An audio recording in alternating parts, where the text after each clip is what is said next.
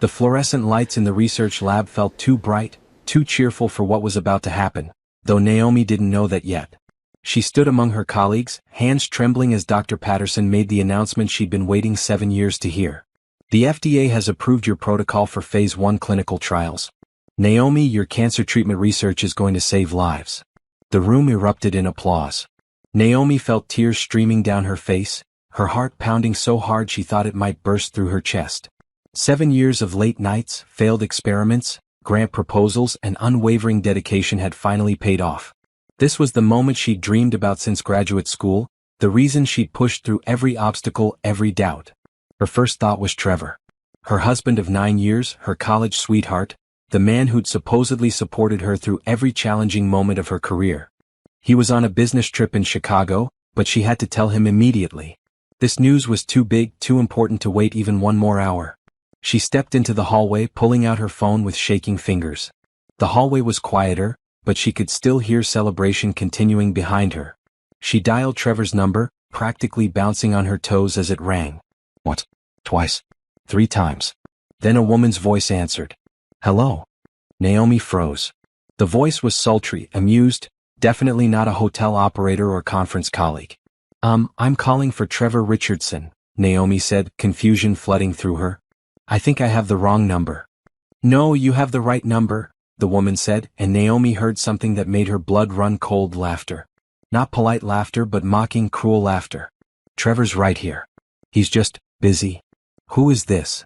Naomi demanded, her celebration mood evaporating like water on hot pavement. Where's my husband? Your husband? More laughter. Oh, honey. Trevor's been mine for the last 2 years. He's in the shower right now, but I can tell him his roommate called. Roommate? Naomi's voice came out strangled. I'm his wife. Wife? The woman repeated, her tone dripping with contempt. Yeah, he mentioned you sometimes. Said you're married to your job, never home, basically just a business arrangement at this point. Don't worry though, I've been keeping him very satisfied. He says I actually pay attention to him, unlike some people who care more about their precious research than their marriage. Naomi's knees felt weak. She leaned against the wall, her free hand pressed against the cool surface to steady herself. This couldn't be happening. Not today. Not on the best day of her professional life. You're lying, Naomi whispered, but even as she said it, pieces began falling into place in her mind.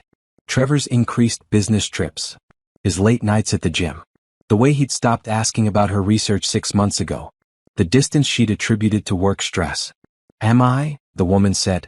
Check your credit card statement from last month. The charges from the Ritz-Carlton? That was us. The jewelry from Tiffany's? What? All of it.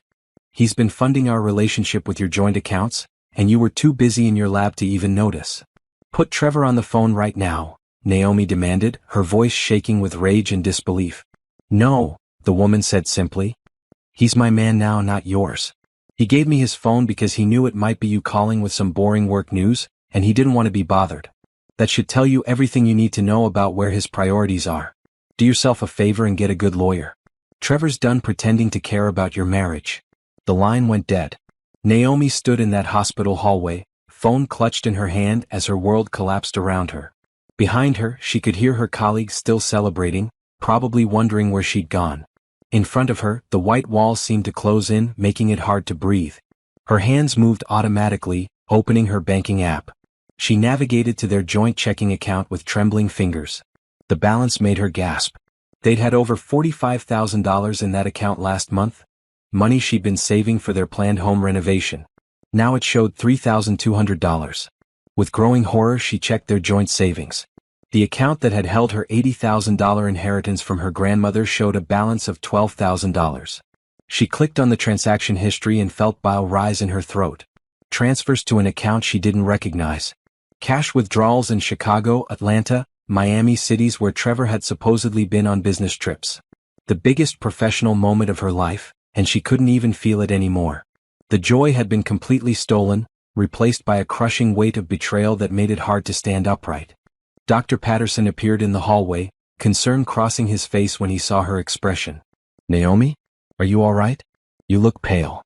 I'm fine, she lied automatically, shoving her phone into her pocket. Just overwhelmed.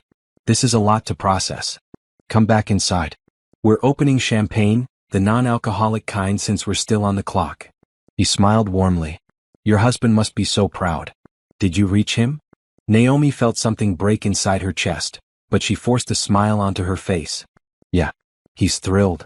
She followed Dr. Patterson back into the lab, accepting congratulations from colleagues who had no idea her entire life had just shattered. Someone handed her a plastic cup of sparkling cider. She raised it when they made a toast to her success, the liquid tasting like ash in her mouth. All around her, people celebrated her achievement. Inside, Naomi was already calculating. That woman had mentioned 2 years. 2 years of lies, of betrayal, of theft.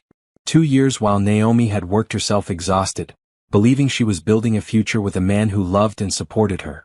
She looked at her phone again at Trevor's contact photo smiling back at her. That picture had been taken on their anniversary last year. She remembered that day she'd taken the afternoon off from the lab, something she rarely did, to celebrate with him. He'd seemed distant even then, checking his phone constantly. She'd attributed it to work stress. Now she knew the truth. He'd been texting another woman. Probably making plans to see her. Possibly laughing at how gullible his wife was. The celebration continued around her, but Naomi was no longer present in any meaningful way. Her mind raced through memories, re-examining every moment of the last 2 years through this new horrible lens. Every late night she'd spent at the lab while Trevor claimed to be at the gym or working late himself. Every business trip she'd believed without question. Every time he'd encouraged her to stay late at work, saying he understood her dedication. He'd been clearing the way to cheat on her. Every supportive word had been a lie designed to give him freedom to betray her. As her colleagues finally began dispersing back to their workstations, Naomi remained standing in place, cup still in hand. She looked at the research data on her computer screen, 7 years of work culminating in today's approval. This achievement was supposed to be the beginning of everything she'd worked for. Instead, it felt like the end of everything she'd believed about her life. Her phone buzzed. A text from Trevor. Sorry I missed your call. In meetings all day. Call you tonight. The casualness of it, the easy lie, made rage surge through her so intensely she had to grip the edge of her desk. He had no idea that woman had answered. He was going to come home, kiss her cheek, ask about her day with that same false warmth he'd been performing for 2 years. Naomi deleted the text without responding. She opened a new browser window on her computer and typed, "Best divorce attorneys in Philadelphia." If Trevor thought she was too focused on her career to notice his betrayal, he was about to learn exactly how focused she could be when properly motivated. She just spent 7 years methodically building a groundbreaking cancer treatment through careful research, patience, and strategic planning. She would apply those same skills to destroying the life of the man who'd betrayed her. Naomi left work early that day, something she never did. Her colleagues assumed she was celebrating her achievement, but as she drove home through afternoon traffic, her hands gripped the steering wheel so tightly her knuckles turned white. The radio played cheerful pop music that felt like mockery. She turned it off, driving in silence. Their house in the suburbs looked perfect from the outside, manicured lawn, fresh paint, flower beds she'd planted last spring. Everything a successful couple should have. The sight of it made her stomach turn. How many times had Trevor brought that woman here when Naomi was working late? She parked in the driveway and sat for a moment, staring at the front door. Once she walked through it and started looking for proof, there would be no going back. Some part of her still wanted to believe this was a misunderstanding, that the woman on the phone was lying or confused. But she knew the truth. She'd heard it in the woman's confident mockery, seen it in the bank account balances. Naomi unlocked the door and stepped into her own home, which suddenly felt like foreign territory. She stood in the entryway looking at family photos on the wall, her and Trevor on their wedding day at the Grand Canyon at her graduate school graduation. All lies now. Just pictures of a woman who hadn't known her husband was stealing from her and sleeping with someone else. She started in their bedroom. Trevor's side of the walk-in closet first. She pulled down boxes from the top shelf, dumping contents onto the floor. Old tax documents, college memorabilia, nothing useful. She checked jacket pockets, finding receipts for restaurants she'd never been to. One dated 3 weeks ago, dinner for 2 at an expensive steakhouse downtown, total bill $347. He told her he was eating at the hotel that night during a supposed business trip. The gym bag. Trevor had 2, one he used regularly, one that sat in the back of the closet. Naomi pulled out the unused one and unzipped every compartment. In a small interior pocket, hidden beneath the lining, she found it. A phone. Not Trevor's iPhone with the blue case that he carried everywhere. This was an Android older model, black. A burner phone. Naomi's hands shook as she powered it on. No password protection, arrogant. The screen loaded to show 43 unread text messages, all from a contact saved as S. She opened the message thread and immediately wished she hadn't. The messages went back 2 years exactly as the woman on the phone had claimed. Thousands of messages between Trevor and someone named Simone. Intimate photos Naomi couldn't bear to look at for more than a second. Plans to meet at hotels. Complaints about Naomi herself. Wife working late again, want to come over? Can't believe she fell for the Chicago excuse again. We have all weekend. Told her I'm at the gym. Be there in 20.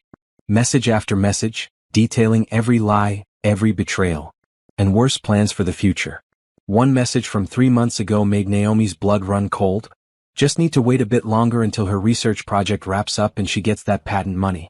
Then we can leave and live however we want. She'll be too devastated to fight the divorce properly. We'll get at least half of everything. So it wasn't just an affair. It was a calculated plan to use her, to wait until her work paid off, then take everything and abandon her. Naomi carefully photographed every message, every photo, every piece of evidence.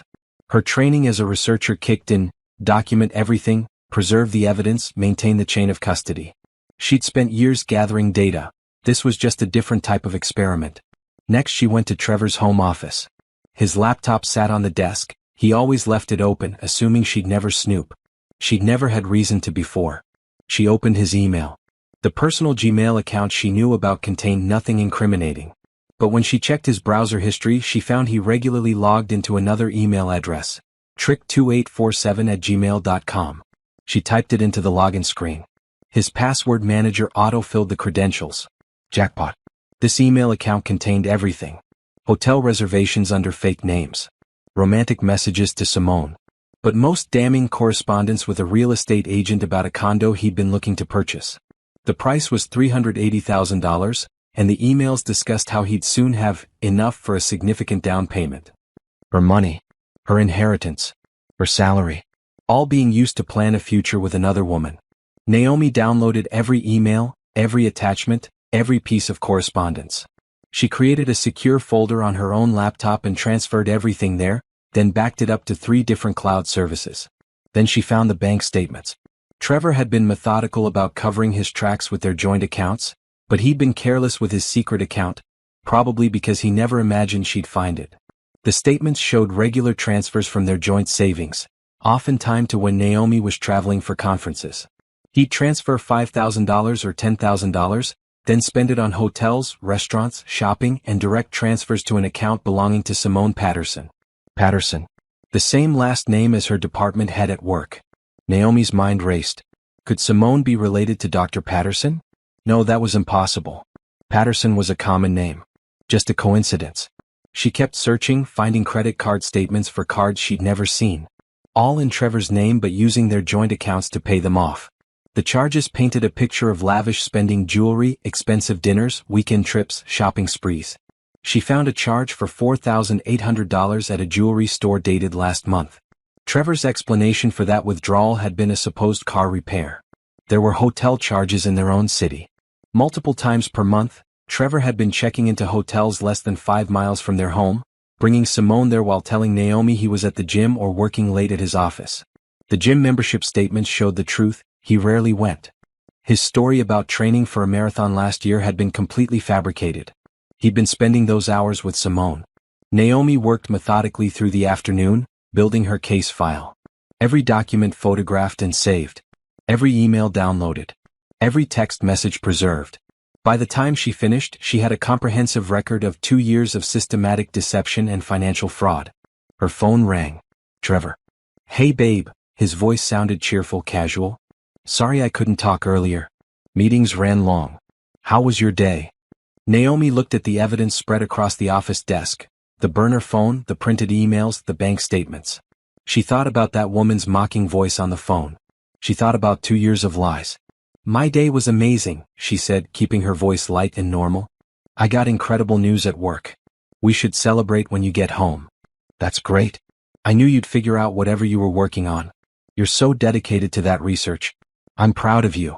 The lies came so easily to him. He sounded genuine, loving even. If she didn't know the truth, she'd believe every word. When will you be home? She asked. Not until Thursday evening. This Chicago project is more complicated than expected. I might need to extend the trip through Friday. That's fine, Naomi said softly. Take all the time you need. More time for her to prepare. More time for him to believe his wife was still clueless. You sound weird, Trevor said, a note of suspicion entering his voice. Everything okay? Just tired. Long day at the lab. I'll let you get back to your meetings. Love you, babe. The words felt like poison. Sure, Naomi said and ended the call. She carefully returned everything to where she'd found it, except the evidence she'd documented. The burner phone went back into the gym bag, positioned exactly as she'd found it. The laptop returned to its previous screen. Everything appeared untouched. But Naomi had changed.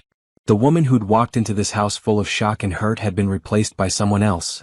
Someone calculating, strategic, and absolutely determined to make Trevor regret every single lie he'd ever told her. She pulled up her contacts and found a name she hadn't called in almost a year, Andrea Collins. They'd been roommates in college, stayed friends through graduate school. Andrea had gone to law school and was now a divorce attorney at a major firm in Philadelphia. Naomi. Andrea's warm voice came through the phone. I was just thinking about you. It's been forever. How are you? I need a lawyer, Naomi said. My husband's been cheating on me for 2 years and stealing money from our accounts. I have extensive documentation and I want to destroy him legally. Can you help? There was a brief pause. Then Andrea's voice came back, no longer warm and social but sharp and professional. Don't touch anything else. Don't confront him. Don't do anything until we meet. Can you come to my office tomorrow morning at 8? Yes. Good. Bring every piece of evidence you have. And Naomi? Based on what you just said, we're not just talking divorce. This sounds like fraud, possibly embezzlement depending on the account structures. He's going to lose a lot more than his marriage. After they hung up, Naomi sat in Trevor's office chair, surrounded by evidence of his betrayal. The sun was setting outside, casting long shadows through the window. She should feel devastated, destroyed by the revelation that her husband had been systematically using and betraying her. Instead, she felt something cold and sharp crystallizing in her chest. Not quite rage anymore. Something more focused. Trevor had made a crucial mistake. He'd assumed her dedication to her research meant she wasn't paying attention to their life together. He'd mistaken her trust for stupidity, her love for blindness. He was about to learn that the same methodical intelligence that had just earned FDA approval for a groundbreaking cancer treatment could be applied to completely dismantling a cheating husband's life. Naomi stood up, closed the office door behind her, and went to pack an overnight bag. She wouldn't be staying in this house tonight or any night until the locks were changed and Trevor's name was off the deed. But she'd be back. This house was hers, bought primarily with her income. The life they built was hers, funded by her career while he'd contributed far less. Everything he thought he was going to take from her? She'd take it back plus everything he had. The woman on the phone had said Naomi cared more about her research than her marriage. She was right. But not because Naomi had neglected Trevor. Because her research had taught her patience, strategy, and how to systematically break down complex problems into manageable steps until you achieved the desired outcome. Trevor was about to become her next research project. And unlike cancer, which she was learning to defeat, Trevor would be much easier to destroy. Andrea's law office occupied the 20th floor of a glass tower in downtown Philadelphia. Naomi arrived 15 minutes early, carrying a laptop bag filled with printed documentation and backed-up files. She'd barely slept at the hotel last night, instead spending hours organizing her evidence into categories: financial fraud, infidelity documentation, timeline of deception, asset inventory. The receptionist led her to a conference room with floor-to-ceiling windows overlooking the city. Andrea walked in moments later, and Naomi barely recognized her college friend. Gone was the casual law student who'd lived on pizza and coffee. This woman wore a perfectly tailored suit, her hair in a professional twist, radiating confidence and competence. Naomi, Andrea said, her expression serious as she closed the door. Before we start, I need to know, have you confronted Trevor about any of this? No. I found everything yesterday afternoon. He doesn't know I know. Good. Andrea sat down, pulling out a legal pad. That's crucial. The element of surprise is our biggest advantage. Now show me what you have. For the next 2 hours, Naomi walked Andrea through everything. The phone call that started it all. The burner phone messages. The secret email account. The bank statements showing systematic theft from their joint accounts. The plans to wait for her patent money before divorcing her. Andrea's expression grew darker as she reviewed each piece of evidence. She made notes, asked clarifying questions, and occasionally let out low whistles of disbelief. "This is worse than most cases I see," Andrea finally said. "He's not just cheating. He's committed wire fraud, identity theft if he used your credentials for any account access, and possibly embezzlement depending on how your accounts are structured. The fact that he used your inheritance money makes this even more serious in Pennsylvania law." "Can we get it back?" Naomi asked. "The money he stole? All of it plus damages?" Pennsylvania is an equitable distribution state, which means marital property gets divided fairly but not necessarily equally. But when one spouse has committed fraud and dissipated marital assets, judges get very unfavorable toward that person. Andrea pulled up a document on her laptop. "Walk me through your financial situation. What assets do you have individually versus jointly?" They spent another hour documenting everything. The house was in both names but had been purchased primarily with Naomi's income and down payment. 3 cars, Naomi's sedan registered in her name, Trevor's truck in his name, and a third vehicle they rarely used that was joint. Retirement accounts, Naomi's 401k from her employer, Trevor's IRA from his sales job. Joint savings accounts now depleted. Joint checking. "What about your research patent?" Andrea asked. "If that generates royalties, that could be considered marital property depending on when the work was done. I started the research 4 years ago, but the majority of the work has been in the last 2 years, Naomi said. While Trevor was actively cheating and stealing from me. That helps. We can argue that he contributed nothing to the achievement and actively undermined the marriage during the crucial development period." Andrea made more notes. "What about his income versus yours? I make $140,000 as a senior research scientist. Trevor makes about $85,000 in medical device sales, but his income has been inconsistent the last 2 years. He claimed it was market conditions, but now I wonder if he was less focused on work because he was busy with Simone." Andrea nodded. "Here's what we're going to do. First, you need to secure your assets immediately. Today. This morning you're going to open new bank accounts in your name only at a different bank from where your joint accounts are held. Transfer your next paycheck there. Going forward, not 1 cent of your money goes into joint accounts. Won't that alert him something's wrong? Not if he's not paying attention, and based on his behavior he's not. He thinks you're oblivious. We use that against him." Andrea pulled up a checklist on her laptop. "Second, we need to document everything in your home. Photos of all assets, especially anything he might try to hide or sell. I assume he has no idea you've documented his affair?" "None. I put everything back exactly as I found it." "Perfect. The burner phone is crucial evidence. At some point before we serve him, we'll need to seize that phone legally. I'll work with our investigator on the proper way to do that." Andrea looked up from her notes. "Third, we need to know more about Simone. Full name, employment, everything. The more we know about her, the better we can build the case." Naomi pulled up the photos she'd taken of the phone messages. Simone Patterson. The messages show she lives at the Riverside luxury apartments downtown. Trevor's been paying her rent, $2,800 per month according to the bank statements. Andrea typed the name into her computer, then stopped. Her expression changed. "Wait. Simone Patterson. About 30 years old, works in pharmaceutical sales. I don't know what she does for work. Why?" Andrea turned her laptop screen toward Naomi. It showed a LinkedIn profile for Simone Patterson, account manager at MedTech Solutions, the same company where Trevor worked. The profile photo showed an attractive woman with highlighted hair and a bright smile. She looked so normal, so ordinary. Not like someone who'd been systematically helping destroy someone's marriage for 2 years. But what made Naomi's breath catch was the employment history. 3 years ago, Simone had worked at a different company, Pharmacare Industries. The same parent company that owned the research institute where Naomi worked. "She used to work at my company," Naomi said slowly. "Or a subsidiary of it." Andrea's eyes narrowed. "That's not a coincidence. How did Trevor meet her?" The pieces fell into place in Naomi's mind. 3 years ago, Trevor had started his current job at MedTech Solutions. He'd met Simone there, or possibly she'd followed him there from the pharmaceutical industry. Either way, they'd known each other longer than the 2-year affair timeline. "This gets worse," Naomi said. "The woman who answered Trevor's phone yesterday said he fired her as his secretary 3 years ago but actually set her up in an apartment. But she's not his secretary, she works in sales at his company." Andrea made more notes.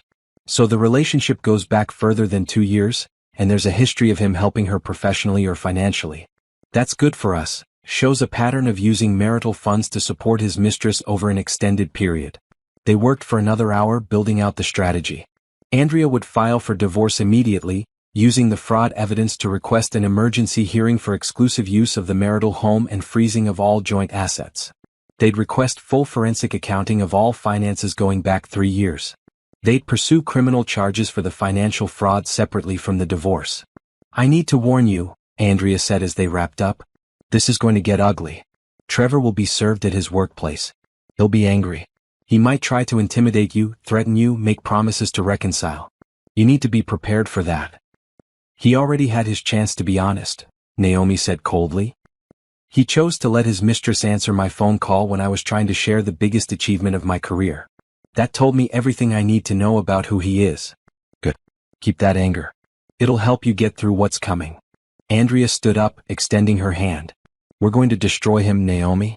Legally, financially, and professionally. By the time we're done, he's going to regret ever betraying you." Naomi shook her hand. "How long will this take?" "Depends on how much he fights. If he's smart, he'll settle quickly once he sees our evidence.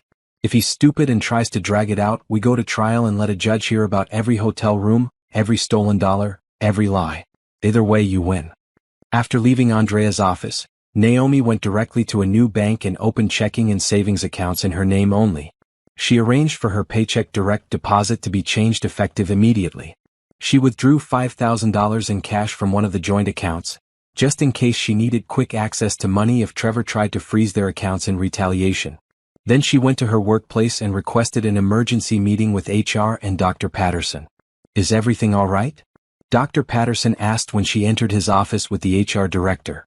"You seemed distracted yesterday after the announcement." "I need to report a potential security concern," Naomi said carefully.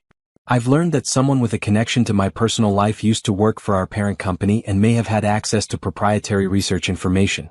I want to ensure there's no conflict of interest or data breach." She didn't mention Trevor or the affair, but she gave them Simone's name and employment history, framing it as a routine security check given her own research's importance. Dr. Patterson made notes, promising to look into it.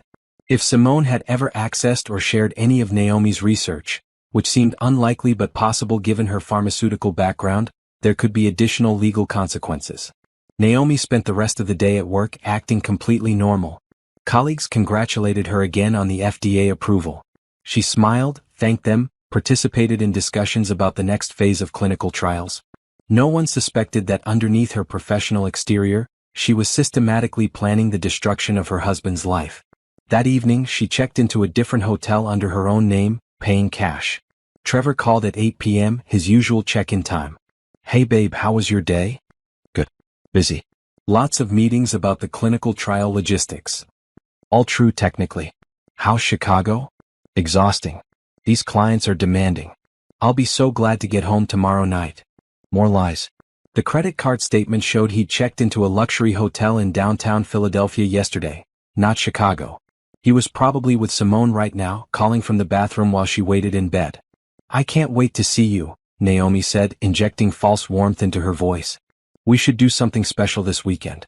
Celebrate my news properly." "Absolutely. I'll take you to that restaurant you like." "Friday night?" "Perfect." He'd never make it to Friday dinner with her. By Friday he'd be served with divorce papers frozen out of their accounts and facing a very angry attorney. After they hung up, Naomi reviewed the timeline with Andrea via email. Papers would be filed tomorrow morning. Trevor would be served at his office tomorrow afternoon. Andrea was also arranging a restraining order preventing him from accessing their joint accounts or the marital home until the emergency hearing. Naomi attached one final document to her email, the photos of text messages between Trevor and Simone discussing how they'd clean out the accounts and leave that research nerd with nothing. Andrea's response came within minutes. "This seals it. Judge will be extremely hostile to him. Get ready, tomorrow changes everything." Naomi sat in her hotel room, looking out over the city lights. 24 hours ago, she'd been celebrating the biggest professional achievement of her life, blissfully unaware her husband was betraying her. Now she was 24 hours away from watching his entire world implode. She felt no guilt, no hesitation. Trevor had made his choices. He'd chosen lies over honesty. He'd chosen theft over respect. He'd chosen to let his mistress mock Naomi on what should have been one of the best days of her life. Naomi had spent 7 years patiently researching, testing, and refining a treatment that could save lives. She'd learned that success came from careful planning, strategic execution, and unwavering commitment to the goal. She'd apply those same principles to making sure Trevor Richardson learned the most expensive lesson of his life. Underestimating his wife was the biggest mistake he'd ever made. Tomorrow the real work began. Naomi spent Wednesday morning at the Research Institute, attending meetings about clinical trial protocols while simultaneously coordinating with Andrea via text message. To her colleagues, she appeared focused and professional. Inside, her mind tracked multiple timelines: when the divorce papers would be filed, 10 a.m., when the process server would arrive at Trevor's office between 2 to 4 p.m., when the bank would receive notice to freeze the joint accounts by end of business day. At 10:47 a.m., Andrea texted, "Papers filed. Emergency hearing scheduled for Monday 9 a.m. Process server en route to his office. How are you holding up?" Naomi typed back, "Fine. Ready for this to be done." But Andrea had also suggested something else: hiring a private investigator to document everything they might have missed. At 11 a.m., Naomi met with the investigator, James Harrison, no relation to her attorney, at a coffee shop 3 blocks from her work. Harrison was in his 50s, gray-haired and unassuming. Exactly the kind of person who could blend into any environment. "Mrs. Richardson," he said, shaking her hand. "Andrea filled me in on the basics. I've already started preliminary work based on the information you provided. What I've found in just 18 hours is concerning." He opened his laptop, angling it so only Naomi could see the screen. "This is Simone Patterson's apartment building. Nice place, $2,800 per month rent like you discovered. But here's what's interesting. The lease isn't in her name. It's under an LLC called Richmond Properties. Wanna guess who owns Richmond Properties?" "Trevor," Naomi said flatly. "Correct. He established the LLC 3 years ago. The apartment lease, the utility bills, even her car payment, all run through this LLC. Which means he's been using it to hide assets and expenses from you for at least 3 years, possibly longer." 3 years. Naomi felt the number sink in. Not 2 years like the messages indicated. 3 years of systematic deception and financial manipulation. Harrison pulled up more documents. "The LLC has a business bank account. I've filed requests for those records through legal channels, but based on preliminary data, there have been regular transfers from your joint accounts into the LLC account, then out to various expenses. Conservative estimate? He's funneled over $200,000 of marital funds through this company." $200,000. Naomi's hands clenched around her coffee cup. "There's more," Harrison continued. "Simone Patterson didn't just used to work in pharmaceuticals. She was specifically a sales representative for Pharmacare Industries' oncology division 3 years ago. She called on research institutes, including yours." The implications hit Naomi like ice water. "She knew about my research." "Possibly. I'm still confirming, but it's likely she met Trevor through work connections and knew exactly who you were and what you were working on. The timeline suggests their relationship began right around when your cancer treatment research started showing serious promise." "You're saying this was planned from the beginning? That she targeted Trevor because of my work?" "I'm saying it's a possibility we need to investigate. If she had access to confidential information about your research and its commercial potential, and then began a relationship with your husband right as that research was becoming valuable." Harrison let the sentence hang. Naomi sat back in her chair, the coffee shop noise fading into background static. She'd thought Trevor was simply a cheating husband. Now Harrison was suggesting something far more calculated, that Simone might have deliberately pursued Trevor because she knew about Naomi's groundbreaking research and its future financial value. "Can you prove it?" Naomi asked. "I'm working on it. I've requested her employment records, visitor logs from your institute, any documentation of her sales calls. If she accessed information about your research or communicated with Trevor about it before their affair officially started, we'll find it." Harrison pulled up more photos on his laptop. Simone and Trevor at restaurants. Simone and Trevor entering hotels. Simone and Trevor at what looked like a weekend trip to the beach. The photos were time-stamped over the past 6 months. "The affair has been ongoing and active," Harrison said. "They're not careful. They go to public places, use social media, act like a couple. Your husband posted a photo from a casino in Atlantic City 4 months ago, claimed it was a guy's weekend. I have photos of Simone at the same casino, same weekend, same hotel. Every revelation felt like another layer of betrayal peeling back. Naomi had known about the affair for 2 days now, but each new detail made it worse. What about her? Naomi asked. Simone. What's her situation? Harrison pulled up a background report. Simone Patterson, age 29. Originally from Tennessee. Moved to Philadelphia 6 years ago. Works at MedTech Solutions and Pharmaceutical Sales. That's how she and Trevor currently work together, though he's her supervisor, which creates its own HR nightmare for their company. No criminal record. No previous marriages. Parents deceased. One younger sister still in Tennessee. Does she know he's married? Oh, she absolutely knows. The text messages you found make that clear. But here's what's interesting. About 8 months ago, she started posting on social media about being in a relationship, but never tags Trevor or posts photos of him. She talks about her man and their future plans, but keeps his identity hidden. Because he's married, Naomi said. She knows people would judge her. Probably. But it also suggests she's not as confident in the relationship as she acts in those text messages.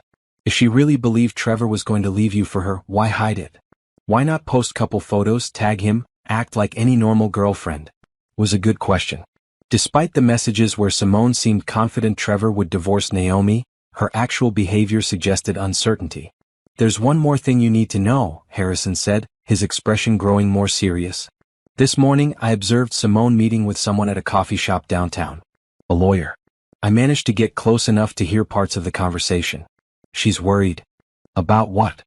About Trevor's financial situation. Apparently he's been promising to leave you for months, but keeps delaying.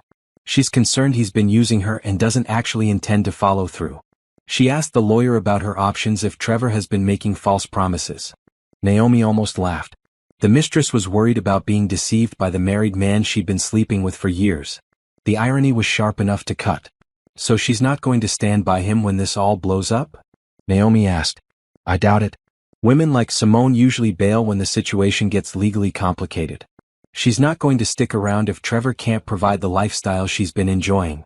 Harrison closed his laptop. I'll continue surveillance and documentation. The process server should be at Trevor's office within the next few hours. Do you want me to be there to observe his reaction? Yes, Naomi said immediately. I want to know exactly how he responds. They parted ways and Naomi returned to work. She had a meeting with the clinical trial coordinator at 2 p.m. to discuss patient recruitment protocols. She forced herself to focus, to think about the cancer patients whose lives her research could save rather than the disaster of her personal life. But at 2:47 p.m. her phone buzzed with a text from Harrison. Server just arrived at his office building. Heading up now. Naomi excused herself from the meeting, claiming she needed to take an important call. She walked to the empty stairwell and waited, phone in hand. At 3:02 p.m. Harrison sent a photo. It showed Trevor standing in what looked like a conference room, holding papers, his face twisted in shock and rage. The process server stood nearby, clearly having just delivered the divorce petition. Harrison's text followed. He screamed. Actual screaming. Called you several names I won't repeat. His colleagues heard everything. Currently trying to call you. Don't answer. As if on cue, Naomi's phone began ringing. Trevor. She let it go to voicemail. Immediately he called again. Voicemail. Again. Voicemail. A text. Call me right now. Another. What the hell is this? You filed for divorce? Another. We need to talk. This is insane. Call me immediately. Naomi blocked his number and returned to her meeting. The clinical trial coordinator gave her a curious look but didn't ask questions. For the rest of the afternoon, Naomi received texts from unknown numbers, Trevor using other people's phones, desperate to reach her. She blocked each one. At 4:30 p.m. Andrea called. He showed up at my office. Security escorted him out. He's threatening to contest everything, saying you're being unreasonable. I told him that if he wants to contest, we'll see him in court with all the evidence of fraud and adultery. He left looking like he might throw up. Good, Naomi said. At 5 p.m. Harrison sent another update. He went to the apartment building where Simone lives. Stayed for 45 minutes. When he left he was carrying a suitcase, looks like she kicked him out. He then went to a hotel downtown. Currently checked in there. So Simone had abandoned him already. One day of legal pressure and she'd thrown him out. Whatever they'd had wasn't strong enough to survive actual consequences. Naomi drove to the house, her house, for the first time since discovering the affair. Andrea had arranged for a locksmith to meet her there. While he changed all the locks, Naomi walked through the rooms, seeing everything differently now. The bed where Trevor had slept beside her while texting Simone. The kitchen where he'd eaten breakfast and lied about his plans for the day. The living room where they'd watched TV together, him checking his burner phone whenever she left the room. Every space contaminated by deception. The locksmith finished and handed her new keys. "You want me to install a security camera at the front door?" he asked. "In case your ex tries anything?" "Yes," Naomi said. "And one at the back door too." Within an hour she had camera coverage of all entrances, linked to an app on her phone. If Trevor tried to enter the house, she'd know immediately. At 7 p.m. a call came from an unknown number. Against her better judgment, Naomi answered. "You vindictive witch," was Simone. Her voice had none of the mocking confidence from 2 days ago. Now she sounded angry and desperate. "You couldn't just let him go. You had to destroy everything." "You helped him steal $200,000 from me," Naomi said calmly. "That's not ending a marriage. That's fraud. He loves me.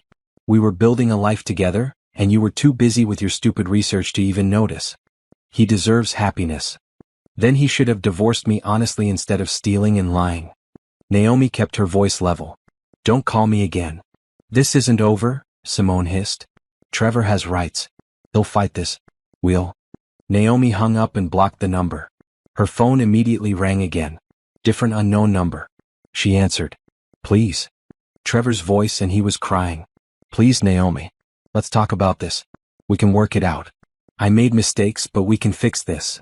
"No," Naomi said simply. "I love you. I never stopped loving you. It was just a mistake, just something that happened. Please don't do this. Don't destroy our marriage over one mistake." "One mistake? Trevor, you've been lying to me for 3 years.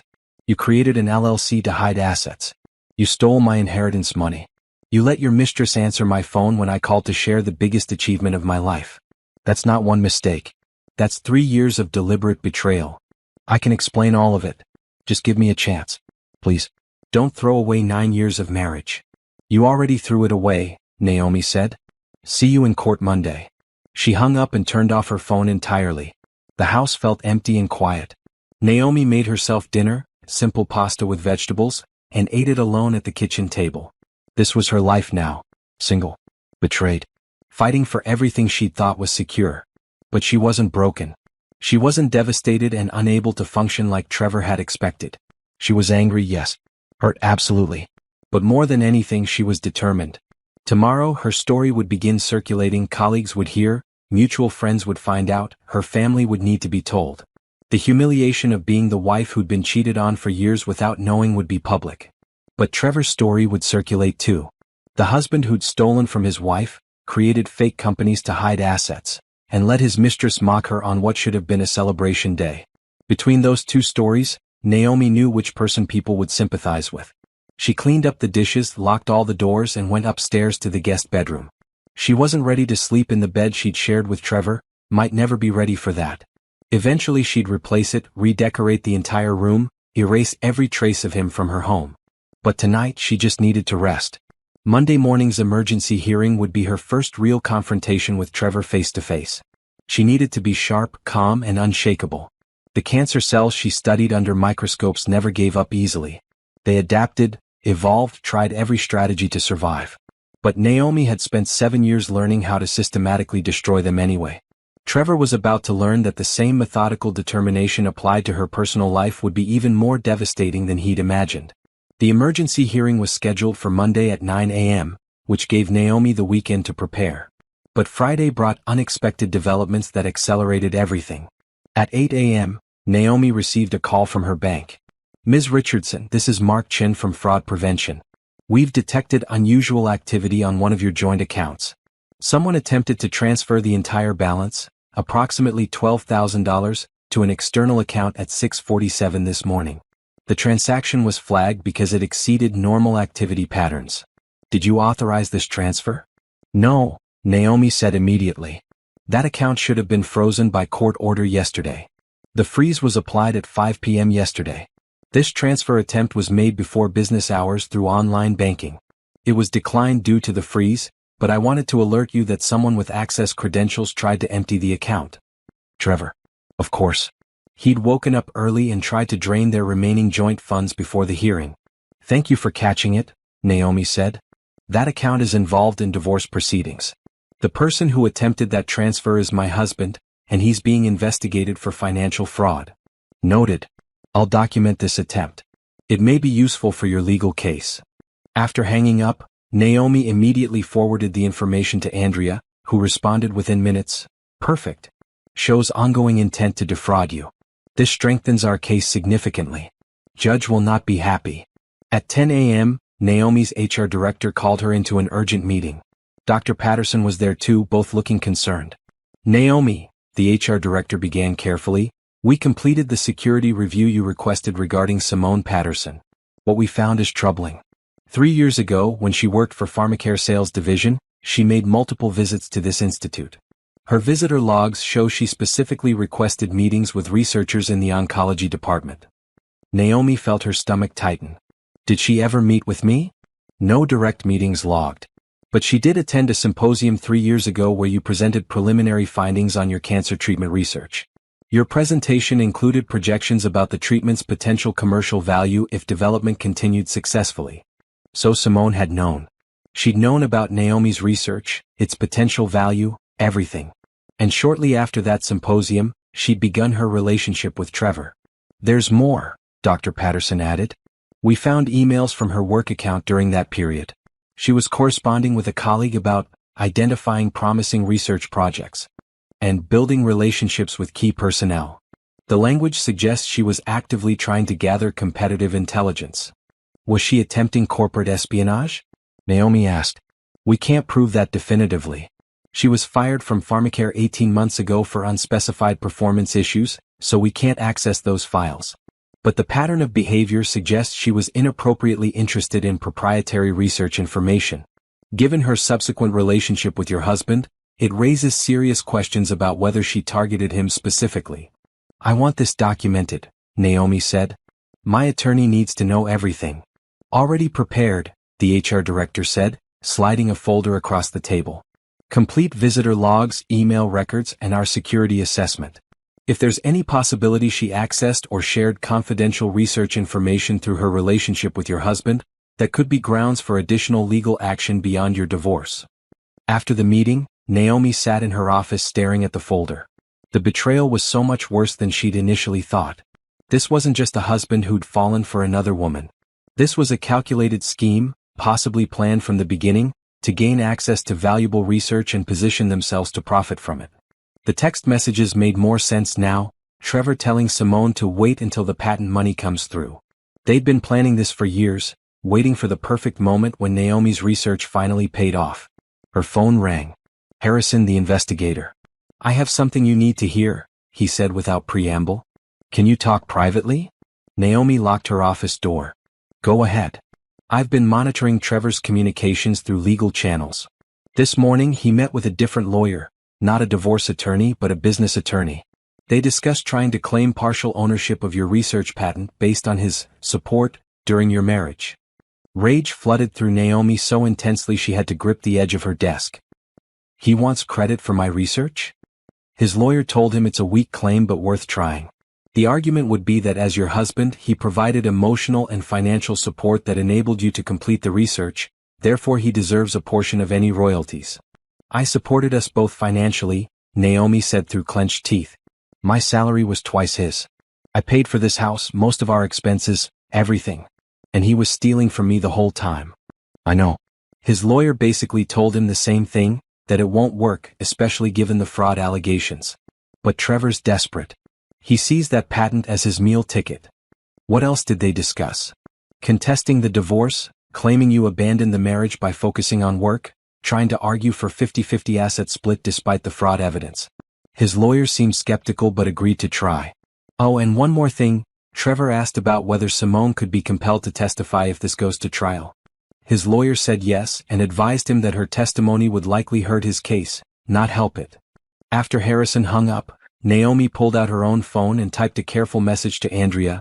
Trevor is planning to claim partial ownership of my research patent. He's also trying to build a narrative that I abandoned our marriage by focusing on work.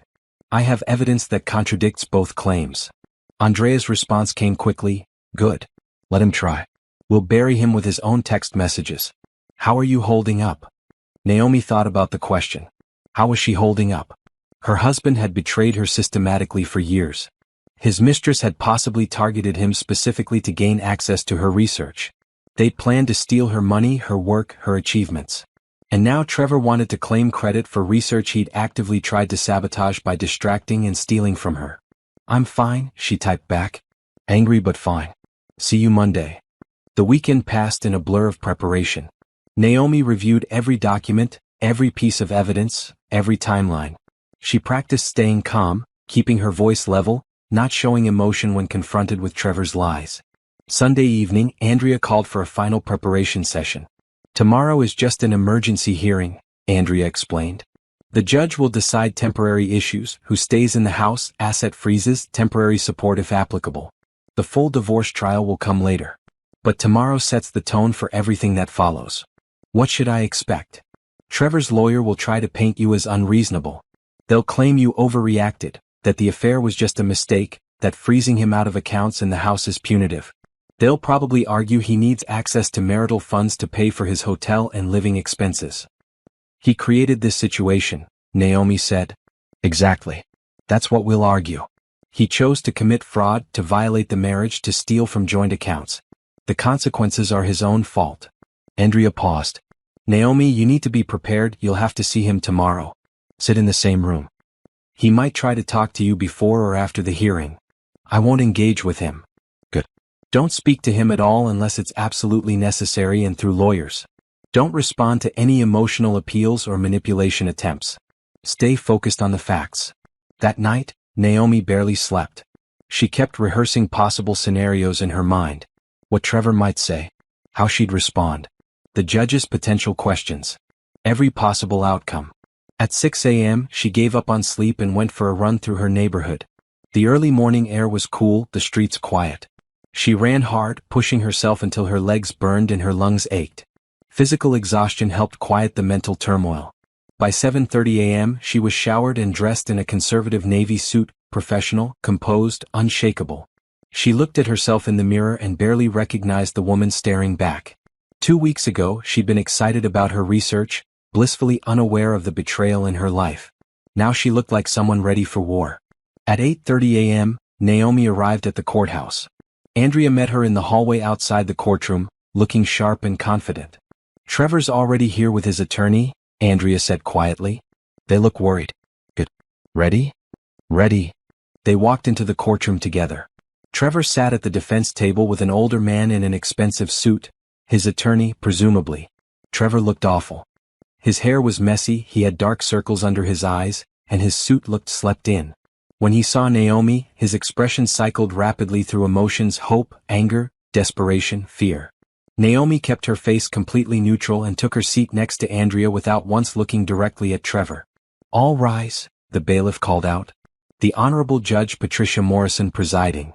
Judge Morrison was a stern-looking woman in her 60s with sharp eyes that seemed to assess everything at once. She sat down, reviewed the files in front of her, and looked up at both parties.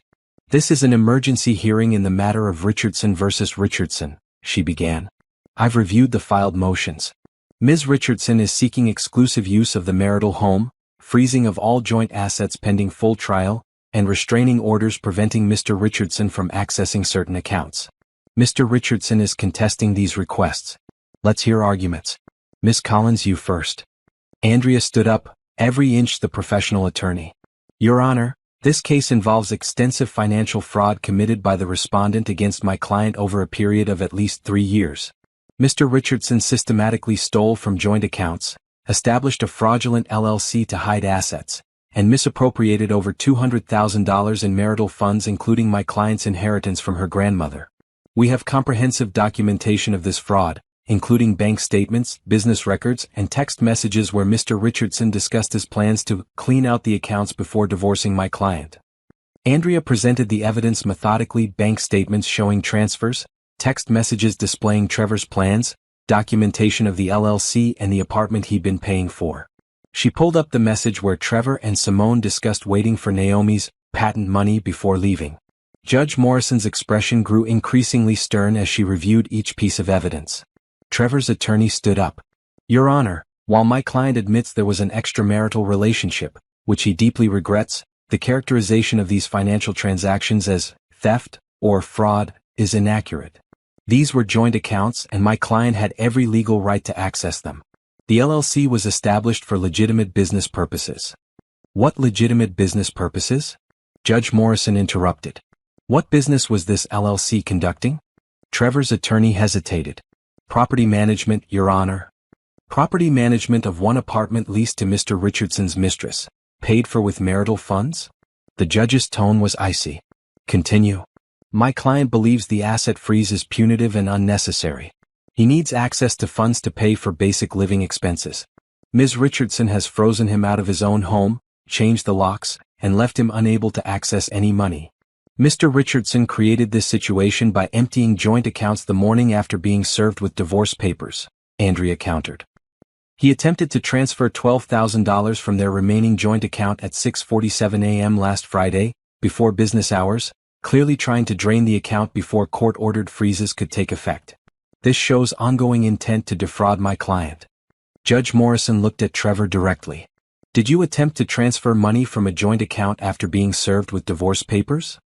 Trevor stood up, his lawyer pulling him back down and whispering urgently. His lawyer spoke. My client was attempting to access funds he believed he was entitled to. After being served with papers that specifically mentioned asset protection and fraud allegations? The judge's skepticism was obvious. That shows remarkably poor judgment at minimum. What about the allegations regarding his treatment of Ms. Richardson? I see a note here about a phone call where the mistress answered his phone.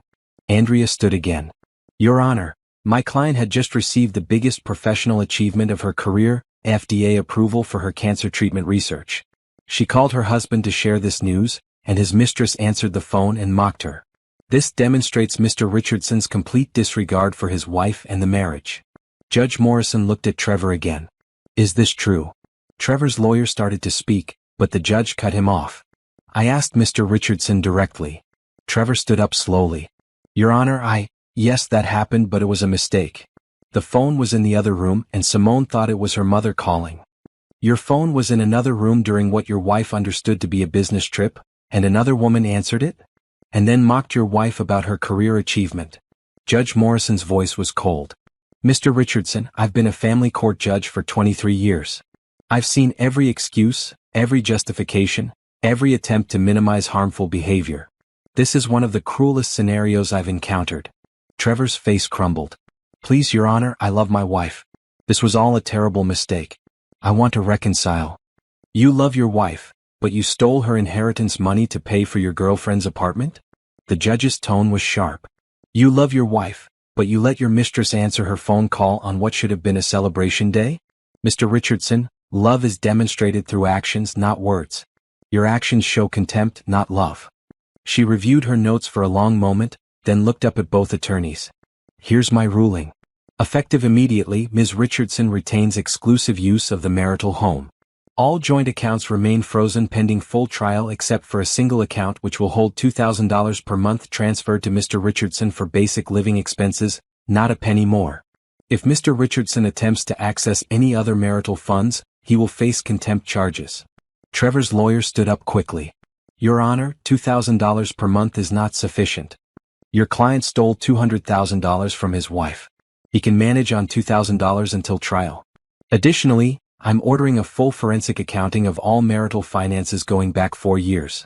Mr. Richardson will cooperate fully with that accounting or face penalties. We'll reconvene in 6 weeks for a status hearing. Until then, Mr. Richardson is prohibited from contacting Ms. Richardson except through attorneys. Any violation will result in immediate contempt charges. She banged her gavel. Court adjourned. Naomi sat very still as the judge left the courtroom. Around her, people began gathering their belongings and filing out. She heard Trevor's voice behind her, desperate and pleading. Naomi, please. Please just talk to me for 5 minutes. I can explain everything. Please. Andrea put a hand on Naomi's arm. Don't respond. Let's go. They walked out of the courtroom together, Trevor's voice following them until the door closed behind them. In the hallway, Andrea turned to Naomi with a satisfied expression. That went even better than expected. Judge Morrison clearly despises what he did. The full trial should be straightforward. When will that be? Probably 3 to 4 months. We'll use that time to complete the forensic accounting and build an even more comprehensive case. Andrea paused. Naomi, I need to warn you, Trevor's going to try everything to change your mind. He'll send messages through mutual friends, try to show up at your work, maybe even try romantic gestures. Don't fall for any of it. I won't, Naomi said firmly. They walked out of the courthouse into the bright morning sunlight. Naomi took a deep breath of fresh air, feeling something like relief wash over her. The first battle was won. The house was hers. Her assets were protected. Trevor was contained. But as she walked to her car, she saw him standing in the parking lot, watching her with an expression of complete desperation. For just a second, she felt a flicker of something, not sympathy but recognition of the man she'd once loved. Then she remembered him laughing with Simone about her being a research nerd. She remembered that woman's mocking voice on the phone. She remembered 3 years of systematic lies and theft. The flicker disappeared. Naomi got in her car and drove away without looking back. Phase 1 was complete. Trevor was legally constrained, his access to money controlled, his ability to hide assets blocked. Now came Phase 2, ensuring he faced consequences not just in family court, but professionally and financially in every possible way. Because Naomi hadn't just spent 7 years learning to defeat cancer cells through methodical research. She'd also learned that some things, once identified as harmful, needed to be completely eradicated to protect future health. Trevor Richardson was about to learn that lesson the hard way. The first week after the emergency hearing felt like the calm before a hurricane. Naomi threw herself into work, using the clinical trial preparations as a welcome distraction from her imploding personal life. But the storm was brewing in multiple directions. On Tuesday, she received a call from MedTech Solutions' HR department. The woman on the phone sounded uncomfortable. Ms. Richardson, this is Bethany Walsh from MedTech HR. We're conducting an internal investigation into allegations involving your husband, Trevor Richardson, and another employee, Simone Patterson.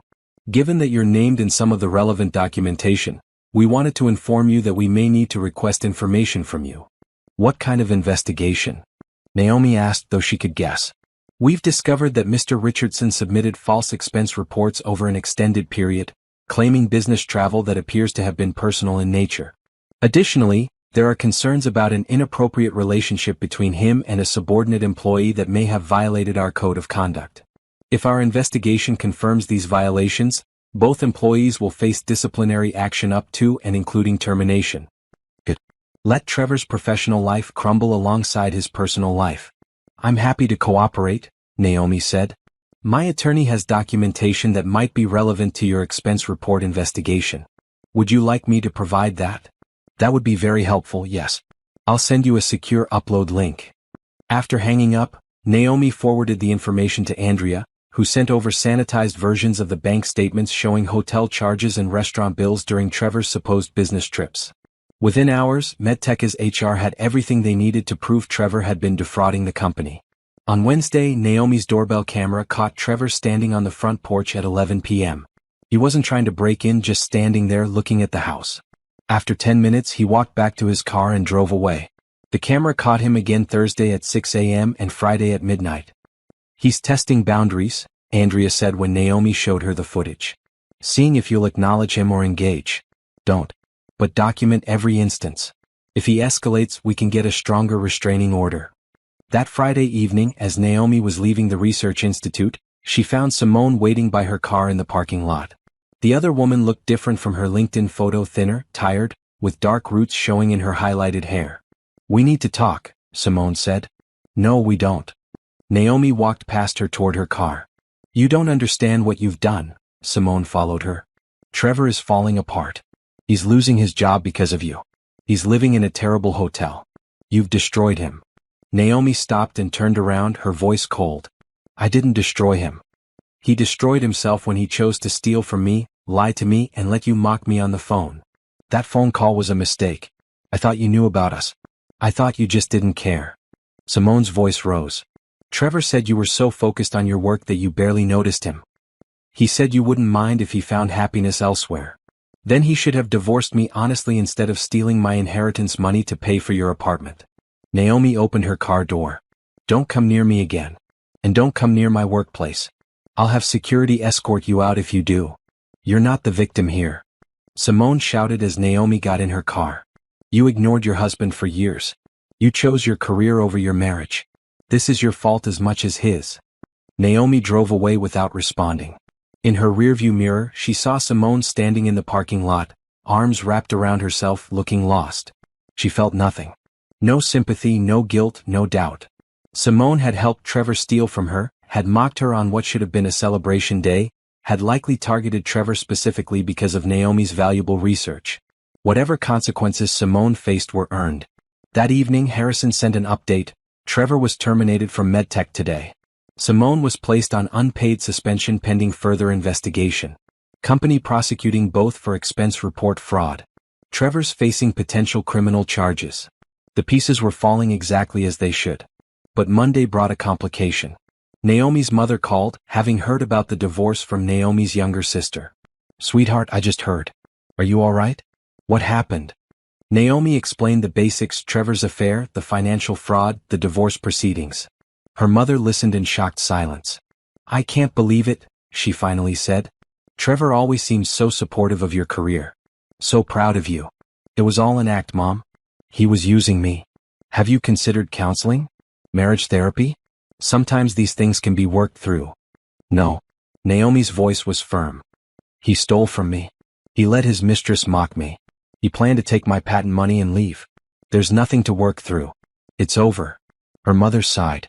I just don't want you to give up on the marriage because you're angry. 9 years is a long time. Maybe with time and forgiveness. Mom, I need you to support me, not suggest I forgive someone who betrayed me systematically for years. Naomi felt her carefully maintained composure starting to crack. Can you do that? There was a long pause. Of course, honey. I'm sorry. I just want you to be happy. I will be happy. Once this divorce is finalized and he's out of my life completely. After hanging up, Naomi sat in her kitchen and let herself cry for the first time since discovering the affair. Not because she missed Trevor or doubted her decision, but because the weight of everything was crushing. Her marriage was over. Her family was questioning her choices. Her colleagues knew she'd been cheated on.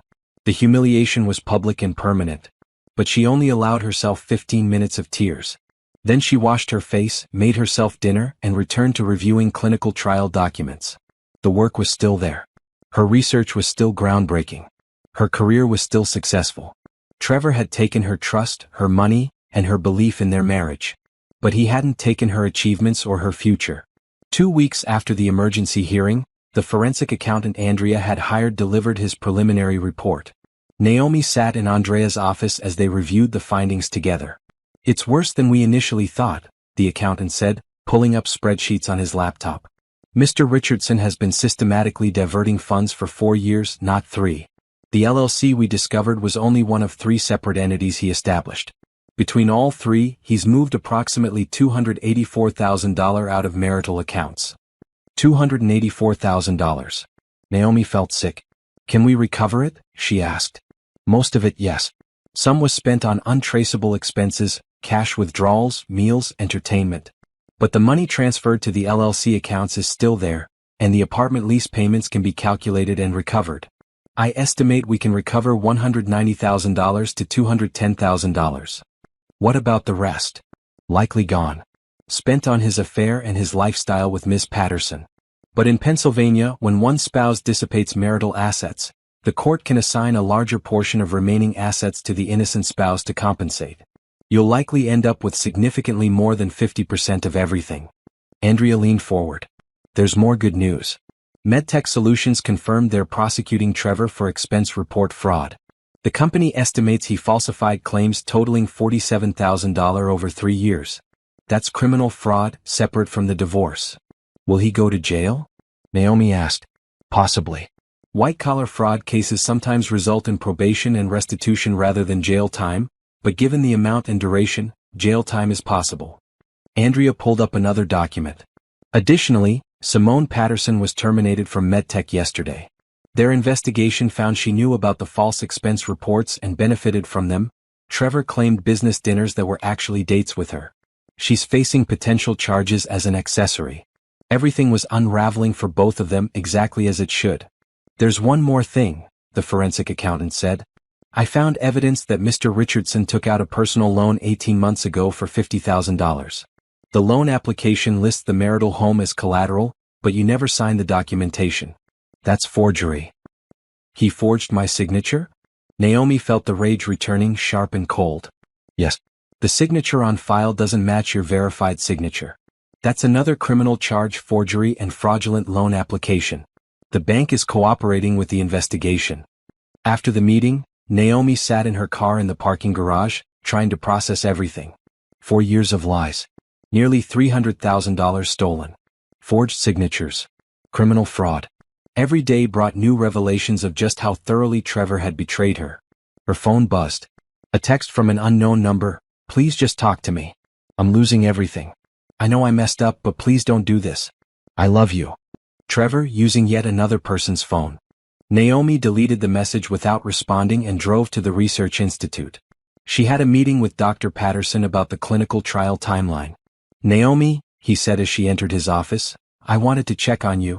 I know you're going through a difficult time personally. If you need to reduce your hours or take some time off. No, Naomi said immediately. This work is the most important thing in my life right now. It's what's keeping me sane. He nodded understandingly. The trial is going well. We have 15 patients enrolled and early indicators are promising. Your treatment protocol is performing better than expected. You should be very proud. She was proud. Despite everything happening in her personal life, her professional achievements stood solid. Cancer patients were receiving her treatment and it was working. That mattered more than anything Trevor had done to her. Over the following weeks, Naomi settled into a new routine. Work consumed most of her time, which was exactly what she wanted. At home, she began slowly redecorating, removing traces of Trevor from the house. She painted the bedroom a cool blue-gray instead of the beige Trevor had chosen. She bought new bedding, new curtains, new artwork for the walls. She had the locks changed again after the doorbell camera caught Trevor trying to use a key. He'd apparently kept a copy somehow. This time she installed smart locks that couldn't be duplicated. Harrison's surveillance reports came weekly. Trevor was staying at an extended stay hotel, struggling to find new employment. His reputation in the medical device sales industry had been destroyed by the fraud charges. Potential employers Googled his name and found news articles about his arrest for expense report fraud. Simone had moved back to Tennessee, living with her sister. She'd been unable to find work in pharmaceutical sales after being fired from MedTech. Her social media showed angry posts about how one mistake had ruined her life, though she never mentioned Trevor by name or took responsibility for the affair and fraud. They're both falling apart, Harrison reported during one of their meetings. Trevor's lawyer advised him to settle the divorce quickly and favorably to you. Fighting it will only make things worse when he eventually faces criminal trial. He's looking at potential jail time plus restitution to both you and his former employer. His best option is to cooperate fully with the divorce and hope for leniency in the criminal case. Is he going to settle?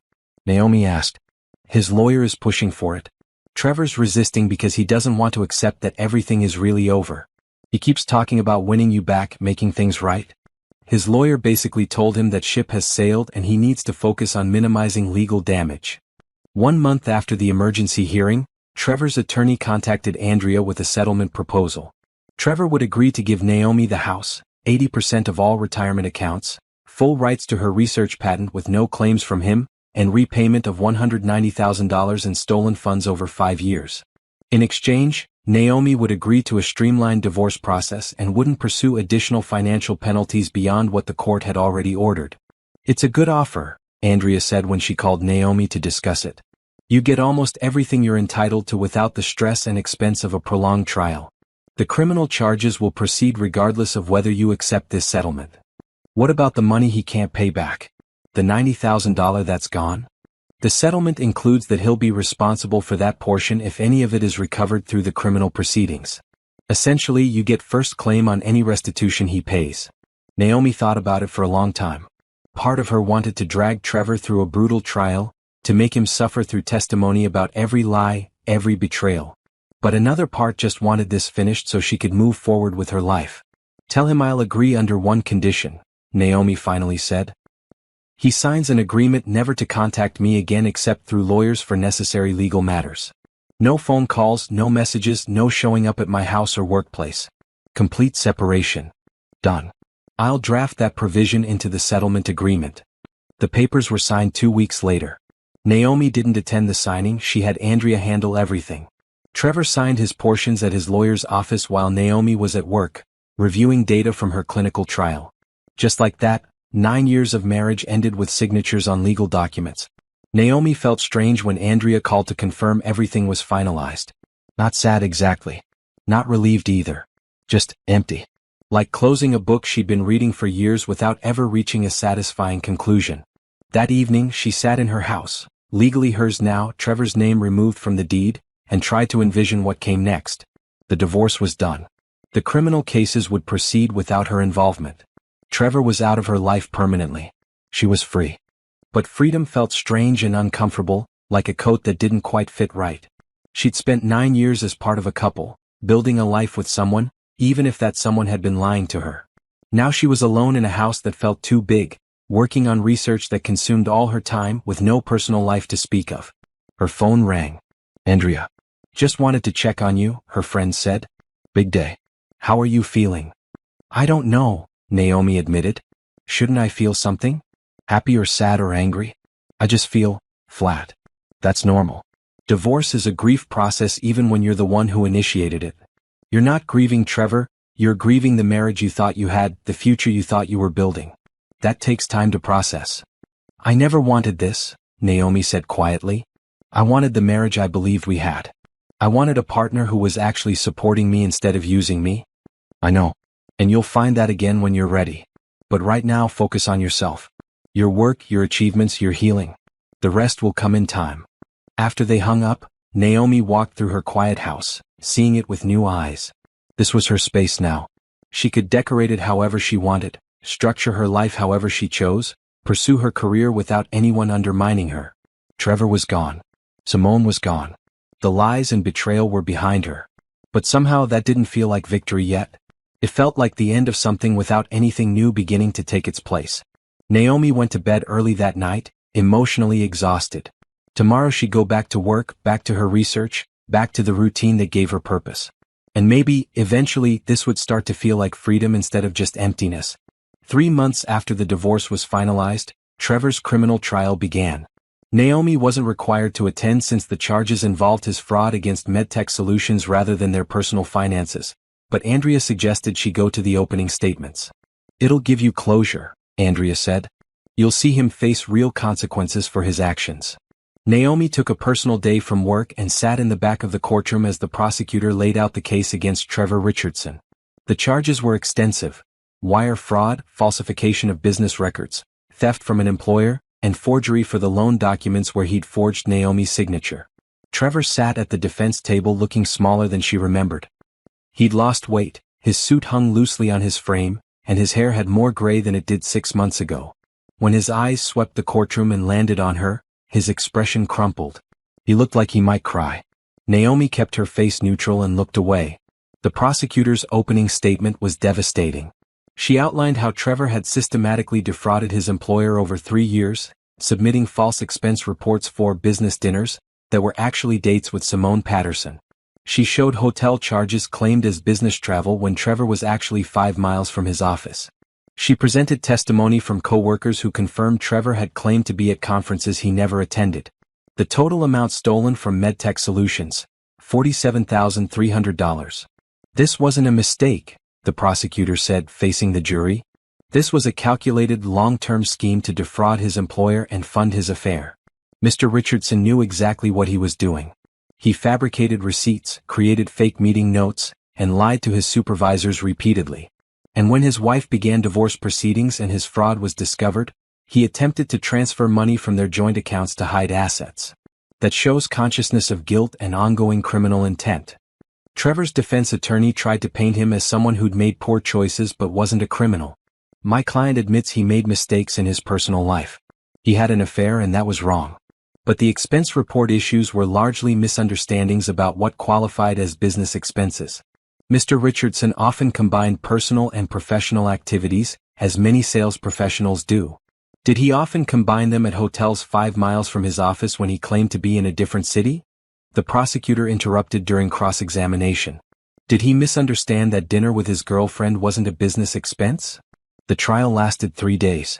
Witness after witness testified about Trevor's lies and falsified documents. The evidence was overwhelming: bank statements, expense reports, hotel records, testimony from colleagues who'd been suspicious of his frequent business trips. On the third day, Simone Patterson was called to testify. Naomi watched as the other woman took the stand, looking nervous in a conservative gray dress. "Miss Patterson," the prosecutor began, "how long were you in a relationship with the defendant?" "About 4 years," Simone said quietly. 4 years. Even longer than Naomi had thought. The lies went back almost half of her marriage. "During that time, did Mr. Richardson tell you he was falsifying expense reports to fund your relationship?" "Objection," Trevor's attorney called out. Leading the witness. Sustained. Rephrase. "Miss Patterson, were you aware of how Mr. Richardson was paying for your apartment, your dinners, your trips together?" "He said it was from his sales bonuses," Simone said. "I didn't know the details." "Did you ever see these bonuses on official pay stubs?" "No." "Did you ever question where the money was coming from?" Simone's voice dropped even quieter. "No. I trusted him." "You trusted a married man who was lying to his wife?" The prosecutor's tone was sharp. "A man who told you he was planning to leave his wife once her research patent generated money?" Objection. Trevor's attorney was on his feet. "Irrelevant to the charges. It goes to the defendant's pattern of deception and planning, Your Honor." "I'll allow it." "Answer the question, Miss Patterson." Simone looked miserable. "Yes. He said we'd leave together once his wife's research paid off. He said she wouldn't fight the divorce because she was too focused on work to care. But that wasn't true, was it?" "No. She cared. She fought." Simone glanced toward where Naomi sat in the back of the courtroom. Their eyes met for a brief second before Simone looked away. "I made a mistake getting involved with him. I didn't think about how I was hurting his wife. I just believed what he told me." The prosecutor questioned her for another 30 minutes about specific expenses, trips, and purchases. Simone admitted to most of them, repeatedly saying she believed Trevor when he claimed the money came from legitimate sources.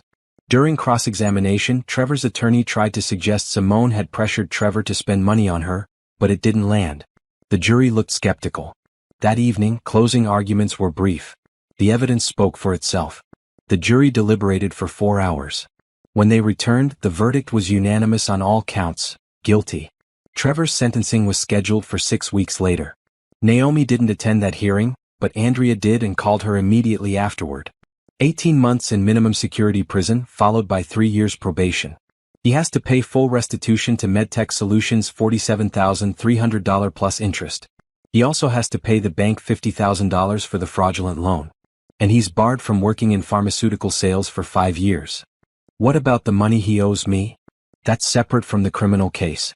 He's still obligated to pay you the $190,000 under the divorce settlement, but realistically, he won't have any income while he's in prison.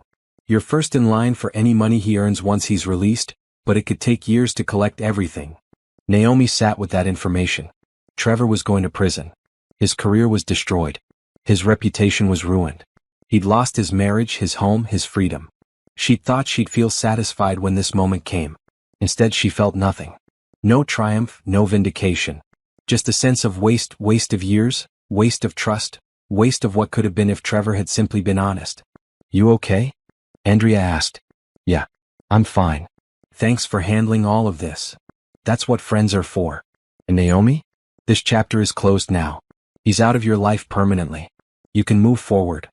Moving forward. The phrase seemed impossibly optimistic. That weekend, Naomi went through the house one final time, removing the last traces of Trevor. His old college trophies that had been in the basement, donated. The photos from their wedding, stored in a box in the attic where she wouldn't see them. The furniture they'd picked out together, sold and replaced with pieces she chose herself. She repainted the living room, replaced the couch, hung new artwork.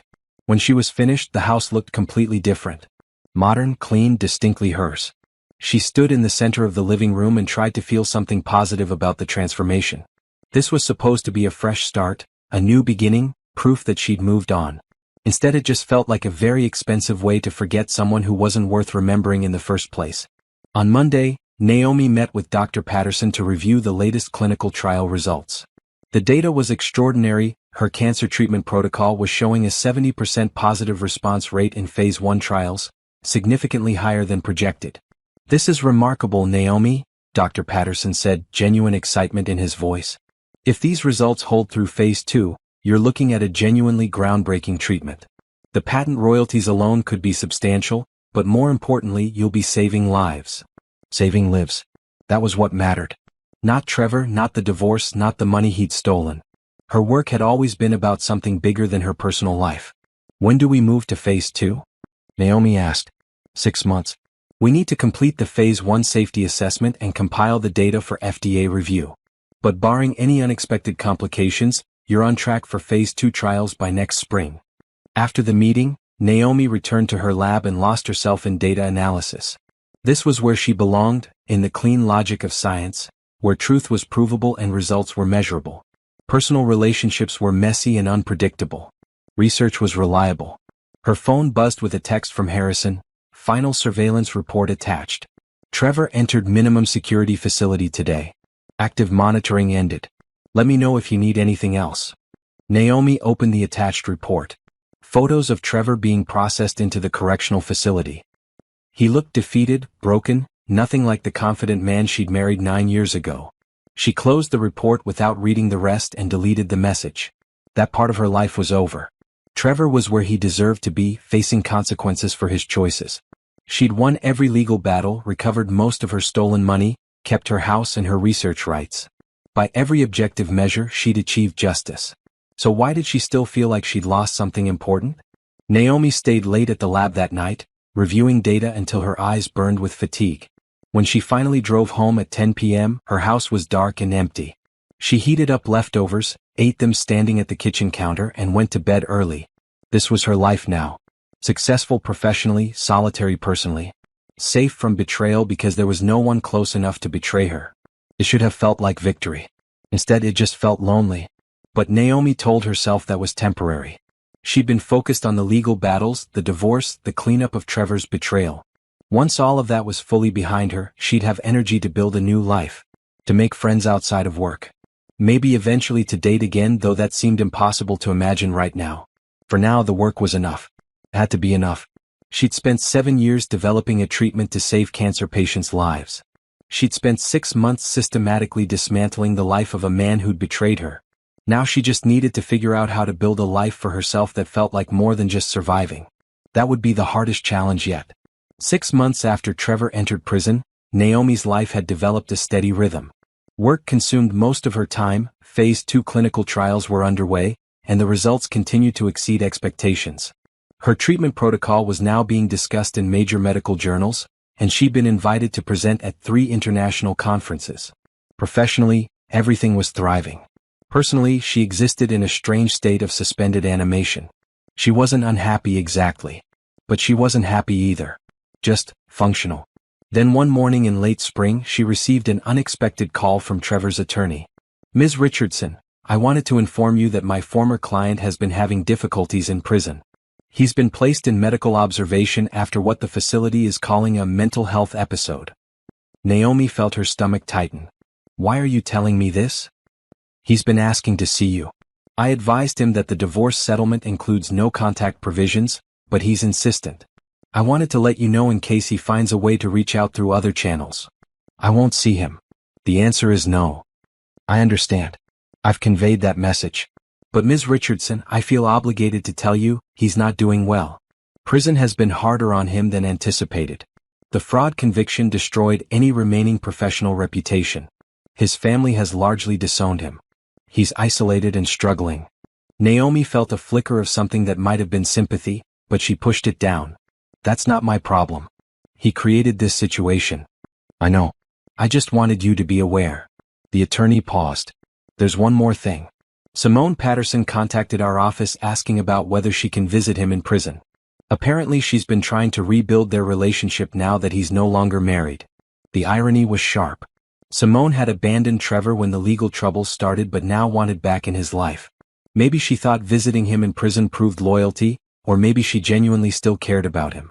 Either way, it wasn't Naomi's concern. Thank you for the information, Naomi said. But please don't contact me again unless it's absolutely legally necessary. She hung up and tried to return to work, but the phone call had unsettled her. She didn't want to care about Trevor's situation. She'd worked hard to move past the anger and hurt, to build a life that didn't include thinking about him at all. But knowing he was struggling created an uncomfortable emotional tangle. She wasn't happy about his suffering, she wasn't that vindictive. But she also couldn't muster any genuine concern. He'd made his choices, and these were the natural consequences. That afternoon, Naomi met with Andrea for their standing monthly lunch. Her friend took one look at her face and immediately knew something was wrong. What happened? Naomi explained the phone call. Andrea's expression darkened. His attorney shouldn't have called you. That's borderline harassment. Want me to send a cease and desist? No, I think he was genuinely trying to warn me that Trevor might try to contact me. I appreciate that, actually. How do you feel about Trevor struggling in prison? Naomi considered the question carefully. I don't feel good about it, but I also don't feel responsible for it. He committed crimes. He's facing the consequences. That's not on me. Good answer. Don't let anyone make you feel guilty for the natural results of his actions. Andrea took a sip of her wine. On a different topic, how are you doing otherwise? Your work is going amazingly, but I worry about your personal life. When's the last time you did something just for fun? Naomi couldn't remember. I went to that medical conference last month. That's work. I mean fun. Movies, concerts, dinners with friends. Dating. I'm not ready to date. It's been 6 months since the divorce was final. I'm not saying you should jump into a relationship, but maybe it's time to at least be open to the possibility of meeting someone. I don't know how, Naomi admitted. I met Trevor in college. I've been with him since I was 22. I don't even know how modern dating works. Start small. Go to some social events. Join a hiking group or book club or something that gets you around people outside of work. See what happens. Andrea smiled gently. You deserve to be happy, Naomi. Not just successful, happy. The work is great, but it can't be everything. Naomi knew Andrea was right, but the idea of putting herself out there felt exhausting. She'd spent the last 6 months building walls to protect herself from being hurt again. Opening those walls voluntarily seemed impossible. 2 weeks later, unexpected news arrived in multiple forms on the same day. First, Dr. Patterson called her into his office with huge news. A major pharmaceutical company wanted to license her treatment protocol. The deal would bring substantial funding for expanded trials and eventual commercialization. If everything went well, her treatment could be widely available within 3 years. The royalty structure they're proposing is very favorable, Dr. Patterson explained, showing her the preliminary offer. You'd receive royalties on every treatment administered. Conservative estimates suggest that could be several $1 million annually once the treatment is widely adopted. Several $1 million. The number was staggering. All her work, all those late nights and failed experiments and persistent dedication. It was going to change people's lives and provide financial security she'd never imagined. This was what Trevor had been waiting for, planning to take half of, scheming to steal. And he'd lost access to all of it because of his own choices. Naomi felt a fierce satisfaction at that thought. The second piece of news came from Harrison, who'd been maintaining minimal surveillance to ensure Trevor had no opportunities to contact her. Thought you'd want to know, Harrison said over the phone. Trevor's early release request was denied. He'll serve the full 18 months unless he earns good behavior reductions. Also, Simone Patterson has been visiting him regularly in prison. Looks like she's standing by him after all. Good for her, Naomi said, and meant it without sarcasm. If Simone wanted to waste her time supporting a man who'd proven himself to be dishonest and manipulative, that was her choice. The third piece of news came from an unexpected source, Trevor's sister, Monica, who Naomi had always liked during the marriage. Naomi, I know I probably shouldn't call, Monica said, but I wanted to reach out. I heard about Trevor's situation and I want you to know, our family doesn't blame you for any of this. What he did was unforgivable. Thank you, Naomi said, surprised by how much the validation meant. I appreciated you and your family during our marriage. We appreciated you too. Trevor threw away the best thing that ever happened to him. Monica paused. I also wanted to tell you, my parents have cut off communication with Trevor. They're ashamed of what he did, especially stealing from you. They asked me to tell you they're sorry if they ever made you feel like you needed to reconsider the divorce. Naomi remembered her mother's initial suggestion about counseling and forgiveness. It was validating to know Trevor's own parents recognized how thoroughly he'd destroyed the marriage. "I hope you find happiness," Monica continued. "You deserve so much better than what my brother gave you. And for what it's worth, your research sounds amazing. I saw an article about your cancer treatment trials. You're doing incredible work." After they hung up, Naomi sat in her office feeling something shift inside her. For 6 months she'd been in a holding pattern, not moving backward but not really moving forward either. Just existing day to day, focused on work, avoiding anything emotional. But maybe it was time to actually move forward instead of just treading water. That evening, Naomi did something she hadn't done in months. She called an old friend from graduate school, Lauren, who lived across town. "Naomi. Oh my God, it's been forever. How are you?" They talked for an hour, catching up on everything. Naomi explained the divorce in broad strokes: cheating husband, financial fraud, legal battles, everything finished now. Lauren listened with appropriate sympathy and outrage. "I'm so sorry you went through that. But honestly, you sound good. Stronger than I expected." "I had to be strong. There wasn't really another option." "Well, regardless of why, I'm proud of you. Now what are you doing Saturday?" "Because a group of us are going to this new wine bar downtown, and you need to come." Naomi's first instinct was to make an excuse. She had work to do, data to review, protocols to write. But then she thought about Andrea's advice. About how work couldn't be everything. About how she deserved to be happy, not just successful. "I'll be there," she said. Saturday evening, Naomi stood in front of her closet trying to remember how to dress for social situations. She'd been wearing business attire for work and sweatpants at home for months. Actually going out felt foreign. She settled on dark jeans and a nice blouse, casual but put together, and drove to the wine bar feeling nervous. What if she didn't fit in with Lauren's friends? What if they asked uncomfortable questions about the divorce? What if she'd forgotten how to have normal conversations that weren't about cancer research? But when she arrived, Lauren greeted her with a huge hug and immediately introduced her to 5 other people, a mix of old grad school friends and newer connections. They were warm and welcoming, and no one pressed her for details about her personal life. Instead, they talked about books, travel, current events, their jobs.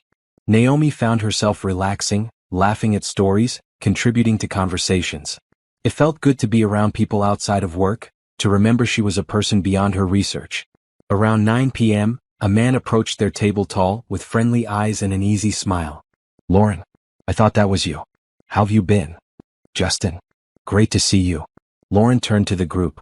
"Everyone, this is Justin Pierce. We did our postdocs together." "Justin, this is everyone." He greeted the group warmly, his attention lingering on Naomi. "And you are?" "Naomi Richardson.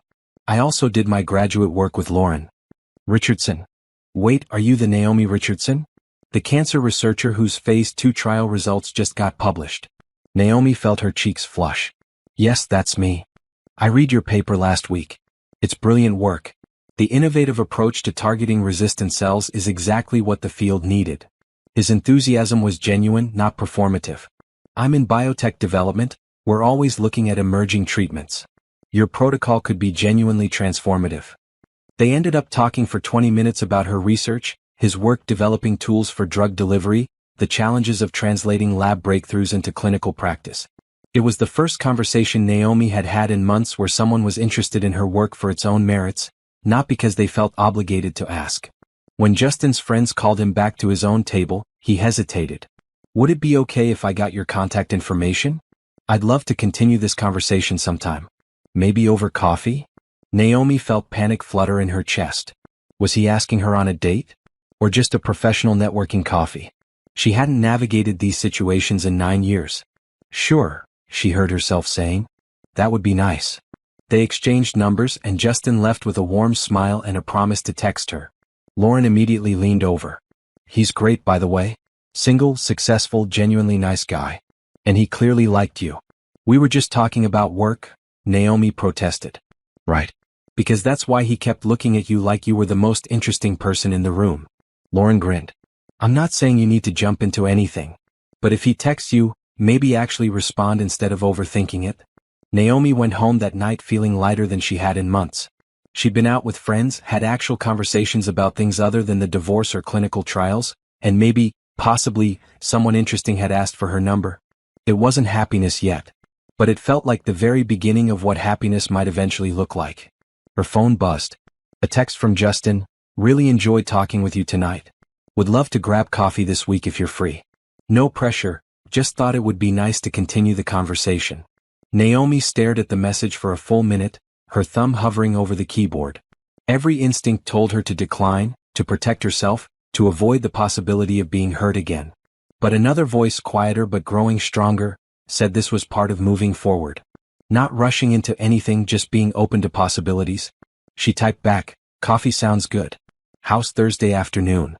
His response came immediately, "Perfect. I know a great place near the university. 3 p.m.? See you then." Naomi set down her phone and looked around her quiet house. The life she was building didn't include Trevor anymore. It didn't include lies or betrayal or stolen money. It was genuinely, completely hers. And maybe, just maybe, it was time to let someone new into it. Carefully, slowly, with appropriate caution. But to actually try again rather than shutting herself off completely. Trevor had taken a lot from her. But he hadn't taken her capacity to hope for better things. That was still entirely her own. Thursday afternoon arrived faster than Naomi expected. She'd spent the intervening days alternating between looking forward to coffee with Justin and convincing herself to cancel. The back and forth exhausted her more than any clinical trial protocol review ever had. "It's just coffee," Andrea said when Naomi called her Wednesday night in a mild panic. "Not a marriage proposal. You're allowed to have coffee with someone interesting without it meaning anything more than coffee. What if he expects something? What if I'm not ready? What if?" "Naomi, breathe. You're a brilliant research scientist who just revolutionized cancer treatment. You can handle a coffee date with a nice guy who appreciates your work." So Thursday at 2:45 p.m., Naomi found herself walking into a cozy coffee shop near the university, scanning the space for Justin. He was already there, sitting at a corner table with 2 cups in front of him. "I took a chance," he said, standing as she approached. "Lauren mentioned you always order mint tea at wine bars, so I got you a peppermint tea. But I can get you something else if that's wrong." The small thoughtfulness surprised her. "Peppermint tea is perfect. Thank you." They sat down, and for the first 5 minutes, conversation flowed easily. They discussed his biotech company's latest project, developing improved drug delivery systems for targeted cancer therapies. Naomi found herself genuinely engaged, asking technical questions, offering insights from her own research perspective. "The challenge is always getting drugs past the blood-brain barrier for neural cancers," Justin explained, sketching a rough diagram on a napkin. "Current methods are too invasive or not targeted enough. We're working on a nanoparticle approach, but the stability issues have been difficult. Have you looked at functionalizing the particle surface with transferrin receptors?" Naomi asked.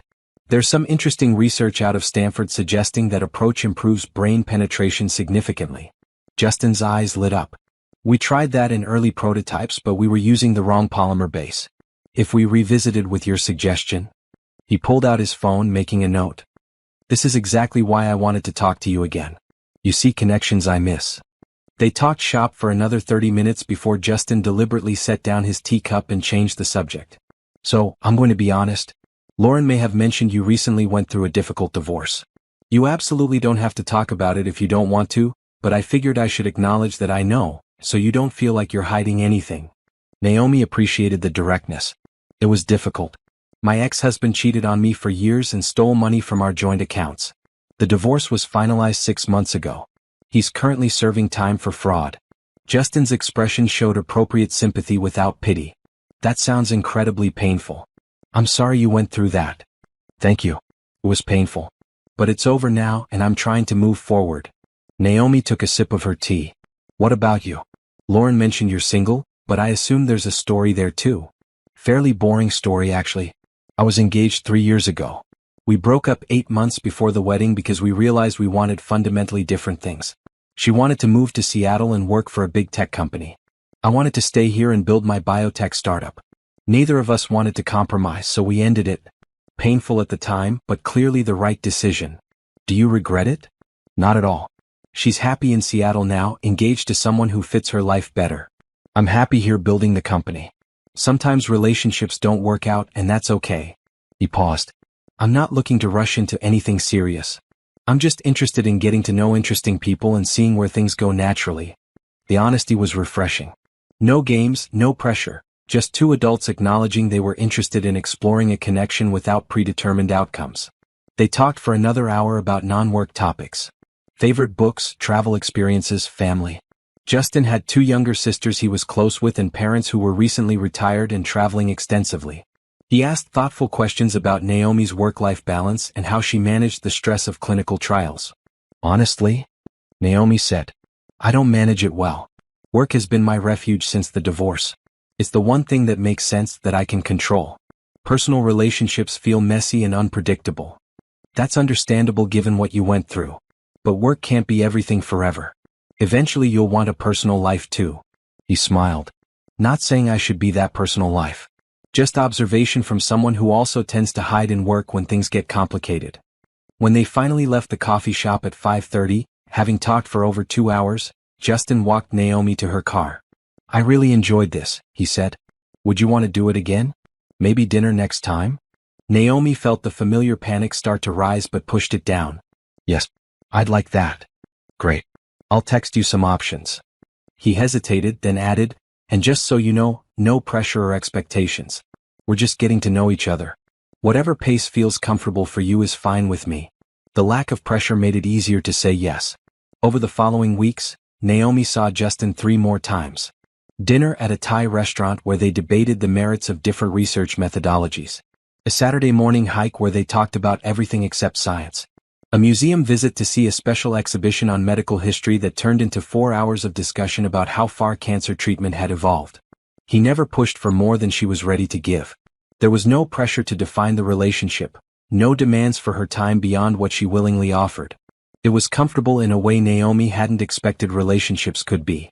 Meanwhile, her professional life continued its upward trajectory. The pharmaceutical company finalized the licensing deal for her treatment protocol. The first royalty payment hit her account, $150,000, with more to come as the treatment moved through remaining trial phases. Her bank account now held more money than she'd ever imagined having. The financial security felt surreal after Trevor had stolen so much. One evening, as she was reviewing the updated financial statements, her phone rang. Unknown number, but this time she answered. Naomi? It's Monica. Trevor's sister, sounding upset. I'm sorry to bother you, but I thought you should know, Trevor's having a really hard time in prison. He's been hospitalized twice for mental health issues. The family is worried he might hurt himself. Naomi felt a complicated mix of emotions. I'm sorry to hear that, but I'm not sure why you're telling me. He keeps asking about you. Whether you're happy, whether you've moved on, whether you ever think about him. He's obsessed with the idea that if he'd just been honest from the beginning, you'd have forgiven him. Monica paused. I'm not asking you to contact him. I just thought you should know he's struggling. Monica, I appreciate you caring enough to tell me, but Trevor's mental health isn't my responsibility. He made choices that had consequences. I can't be the person who fixes that for him. I know. You're right. Monica sighed. Never mind. I shouldn't have called. I'm sorry. After hanging up, Naomi sat with the uncomfortable feeling that came from knowing someone was suffering because of their connection to her. But Andrea's words echoed in her mind, don't let anyone make you feel guilty for the natural results of his actions. Trevor had destroyed their marriage through years of systematic lying and theft. The fact that facing consequences was difficult for him didn't change what he'd done or make her responsible for his healing. She called Andrea and recounted the conversation. Block his sister's number, Andrea advised. She means well, but she's trying to make you feel responsible for Trevor's emotional state. You're not. He needs professional help, not contact with the ex-wife he betrayed. I feel bad though. Is that wrong? No, it's human. You spent 9 years with him. You don't suddenly stop caring about someone just because they hurt you. But caring from a distance and letting him face his consequences is not the same as being responsible for fixing him. Those are very different things. The next day, Naomi met Justin for lunch near his office. She must have looked stressed because he immediately noticed. Everything okay? She explained about Monica's call and her conflicted feelings. Justin listened thoughtfully. Do you want to help him? He asked. If there were no consequences or complications, would you actually want to reach out to your ex-husband? Naomi thought about it honestly. No. I don't want to talk to him. I don't want him in my life in any capacity. I just feel guilty about not wanting to help. Then don't help. Guilt isn't a reason to do something that would be bad for you. Justin took a bite of his sandwich. Look, I don't know your ex or the full situation. But from what you've told me, he systematically betrayed you for years. The fact that facing consequences is hard doesn't mean you owe him comfort or support. Sometimes the kindest thing you can do for everyone, including him, is to maintain boundaries and let him work through his own stuff. The permission to not help felt like relief. That weekend, Naomi made a decision. She called a real estate agent and listed her house for sale. Andrea was surprised when she heard. "You're selling? But you just finished redecorating everything." "I know. But it's still the house I shared with Trevor. I picked it out with him, lived there with him, discovered his betrayal there. Too many bad memories." Naomi looked around the living room she'd repainted 3 times trying to make it feel different. "I want a completely fresh start. New house, new space, new memories." The house sold within 2 weeks to a young couple expecting their first child. Naomi felt good about that, new life literally and figuratively in a space that had held so much deception. She bought a smaller townhouse in a different neighborhood, modern and bright with large windows and an open floor plan. No memories of Trevor anywhere in the space. She furnished it with new furniture, hung art she chose herself, created a home office with a view of the garden. For the first time since the divorce, her living space felt genuinely hers. Justin helped her move boxes on the final day, along with Lauren and a few other friends from her social circle that had been slowly expanding. They ordered pizza, laughed at her inability to find anything in the chaos of boxes, and stayed until everything was at least unpacked enough to be functional. After everyone left, Naomi stood in her new living room and felt something she hadn't felt in almost a year: peace. This house had no history with Trevor. These friends knew her as she was now, not as the wife who'd been cheated on. This life she was building was genuinely, completely new. Her phone buzzed. Text from Justin: "New house looks great. You settling in okay?" She smiled and typed back, "Getting there. Thanks again for the help today. Anytime. Dinner tomorrow if you're not too exhausted from unpacking?" "Sounds good." They'd been seeing each other for 2 months now. Nothing official, no labels, just 2 people enjoying each other's company and seeing where things went. It wasn't the passionate whirlwind romance movies portrayed, but it was steady and genuine and comfortable. Maybe that was better. Maybe comfortable was what real relationships were supposed to feel like instead of the dramatic ups and downs she'd mistaken for love with Trevor. The following week, Dr. Patterson scheduled a meeting to discuss the next phase of her research. Phase 2 trials had completed successfully, and Phase 3 was being fast-tracked due to the exceptional results. "If Phase 3 shows similar outcomes," he explained, "you're looking at FDA approval within 18 months. This treatment could be widely available within 2 years. You've done something genuinely remarkable here." "We've done something remarkable," Naomi corrected. "This was a team effort." "True, but you were the driving force. The patent is primarily in your name for good reason." He pulled up a financial projection. "Once this treatment is approved and widely adopted, the royalty structure suggests you'll earn between $2 and $4 million annually. For the rest of your life." The number was staggering. Financial security beyond anything she'd dreamed of when she started her research 7 years ago. "You should be very proud," Dr. Patterson continued. "Most researchers never see their work make this kind of impact. You're saving lives and revolutionizing cancer treatment. That's an extraordinary legacy." After the meeting, Naomi sat in her car in the parking lot, letting the reality sink in. She'd accomplished what she set out to do. Her career was everything she'd worked toward. Her research was successful beyond expectations. The betrayal and theft Trevor had committed became even more bitter in context. He tried to steal the fruits of her dedication, to claim ownership of work he'd actively undermined. He'd planned to use her achievements to fund a life with his mistress. Instead, Naomi had all of it. The success, the money, the recognition. And Trevor had prison, destroyed reputation, and the knowledge that he'd thrown away everything for a relationship that hadn't even lasted through his legal troubles.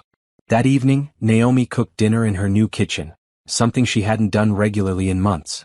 She made pasta with fresh vegetables, opened a nice bottle of wine, and ate at her new dining table while reading a novel that had nothing to do with cancer research. It was such a normal, peaceful evening. No stress, no legal battles, no betrayal hanging over everything. Just a quiet evening in a home she'd bought with money she'd earned through honest work. This was what moving forward actually looked like. Not dramatic or exciting, just steady progress toward a life that felt genuinely satisfying. Her phone rang. "Justin. Hey, random question. My company is hosting a fundraiser gala next month for cancer research organizations. It's a pretty formal event, lots of medical professionals and researchers. Want to be my date?" Naomi hesitated. A formal gala felt like a big step, publicly appearing together, being introduced as a couple to his professional colleagues. But she thought about her conversation with Andrea months ago about being open to possibilities. "Yes," she said. "I'd like that." "Great. It's black tie if that matters for planning. And fair warning, there will probably be people there who know about your research. You might get cornered into talking shop."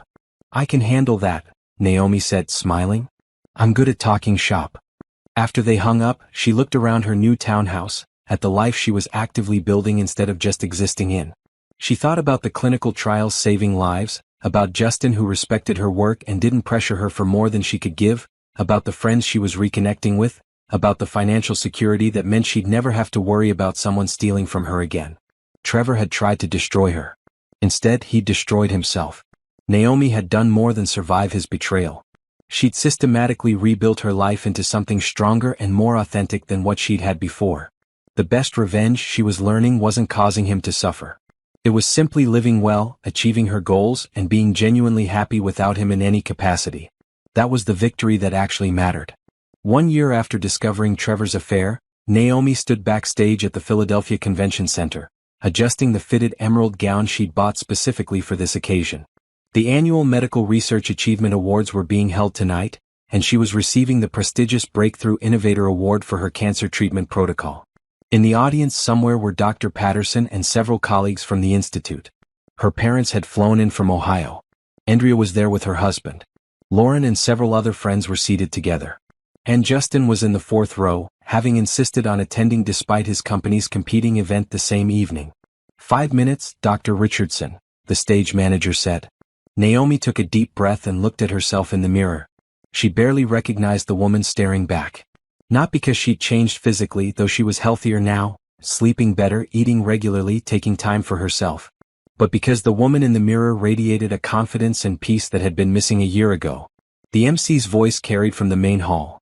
"Our final award tonight recognizes an individual whose groundbreaking research has the potential to save millions of lives. Her innovative approach to targeting resistant cancer cells has revolutionized oncology treatment protocols. Ladies and gentlemen, please welcome Dr. Naomi Richardson." The applause began as Naomi walked onto the stage, the bright lights momentarily blinding. As her eyes adjusted, she saw the sea of faces, hundreds of medical professionals, researchers, and industry leaders, all standing and applauding her work. She reached the podium, accepted the Crystal Award from the MC, and waited for the applause to quiet before beginning her acceptance speech. "Thank you. This honor is overwhelming and humbling. When I started this research 7 years ago, I couldn't have imagined standing here today. The path to breakthrough discoveries is never straight or easy. It requires dedication, patience, countless failures, and unwavering belief in the possibility of success even when results seem impossible." She paused, looking out at the audience. "This past year has taught me that the same principles apply to life beyond research. Sometimes the path forward requires us to be patient with ourselves, to believe in possibilities even when current circumstances seem overwhelming, and to trust that persistence through difficulty leads to genuine transformation." Naomi spoke for 10 minutes about her research, the clinical trial results, and the collaborative team that had made everything possible. She thanked her colleagues, her mentors, the patients who'd participated in trials. But she also spoke about something deeper, about how setbacks and betrayals don't have to define us, about how we choose whether difficult experiences destroy us or refine us into something stronger. "I want every researcher in this room to know that your work matters, even in moments when it feels impossible. Keep pushing forward. The breakthroughs are worth every struggle." She held up the Crystal Award. "This represents not just my research success, but the triumph of persistence over doubt, of determination over adversity, of choosing to move forward even when the path is unclear. Thank you." The applause was deafening. Naomi walked off the stage, her heart pounding, adrenaline surging through her system. She'd done it. She'd stood in front of the medical research community and accepted recognition for work that would genuinely save lives. Backstage, she was immediately surrounded by well-wishers and colleagues wanting to congratulate her. Dr. Patterson hugged her, uncharacteristically emotional. "I'm so proud of you, Naomi. This is just the beginning. Your career is going to be extraordinary." After the ceremony, the attendees moved to an adjoining ballroom for a reception. Naomi found herself at the center of multiple conversations, researchers asking about her methodology, pharmaceutical executives discussing licensing opportunities, medical journals requesting interviews. Justin appeared at her elbow with a glass of champagne. You're officially famous now. How does it feel? Surreal, Naomi admitted. A year ago, I was standing in a hospital hallway learning my husband had been cheating on me. Now I'm here accepting a major award. Life moves fast. Life moves in the direction you point it, Justin corrected gently. You could have let the divorce destroy you. Instead, you used your work as fuel to become even more successful. That's not luck or chance, that's intentional choice. He was right. Every decision she'd made over the past year had been deliberate. Hiring Andrea, gathering evidence, protecting her assets, refusing to reconcile, selling the house, building new friendships, slowly opening herself to the possibility of a relationship again. Dance with me? Justin asked, gesturing toward the dance floor where several couples were already swaying to the live band's music. They moved onto the floor together, and Naomi let herself relax into the moment. Justin was a good dancer, confident but not showy, leading clearly without being controlling. It struck her how different this felt from dancing with Trevor at their wedding, where she'd been so blissfully unaware of what the future held. Now she knew what betrayal looked like, what resilience required, what genuine partnership could be. That knowledge made her appreciate this moment. Dancing at an event celebrating her achievements with someone who respected her work and didn't need her to be anything other than herself. What are you thinking about? Justin asked. How different my life is now compared to a year ago.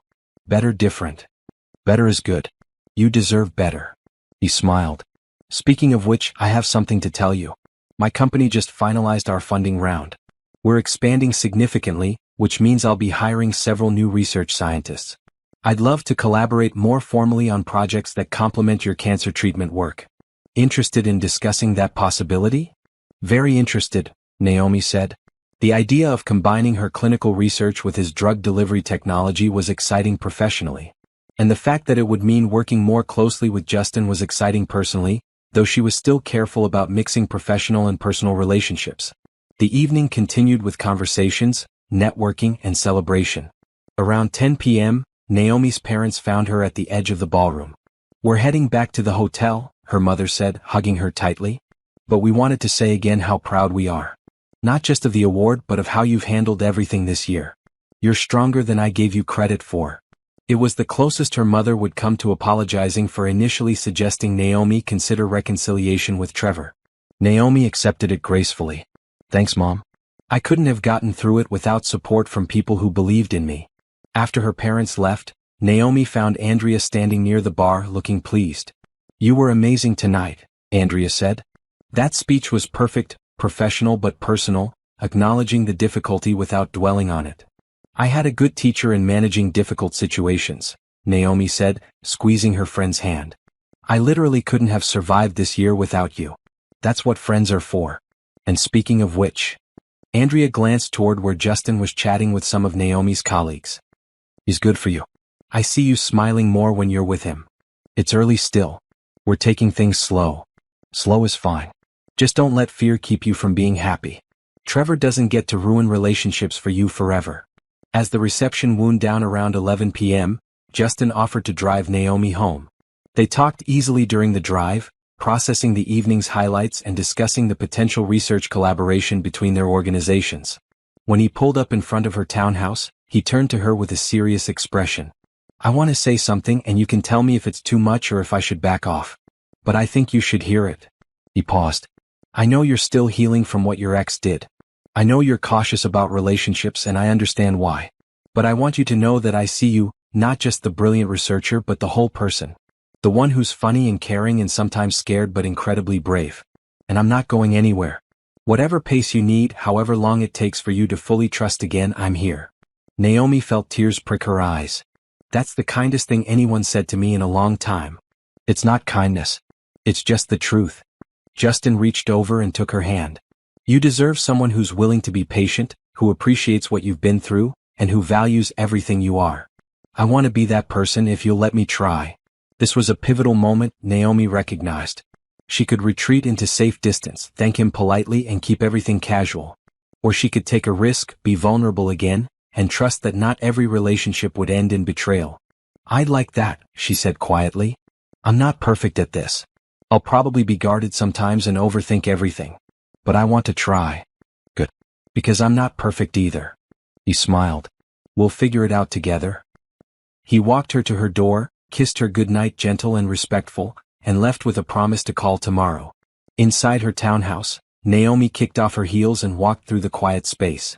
The award sat on her kitchen counter, catching the light from the street lamp outside.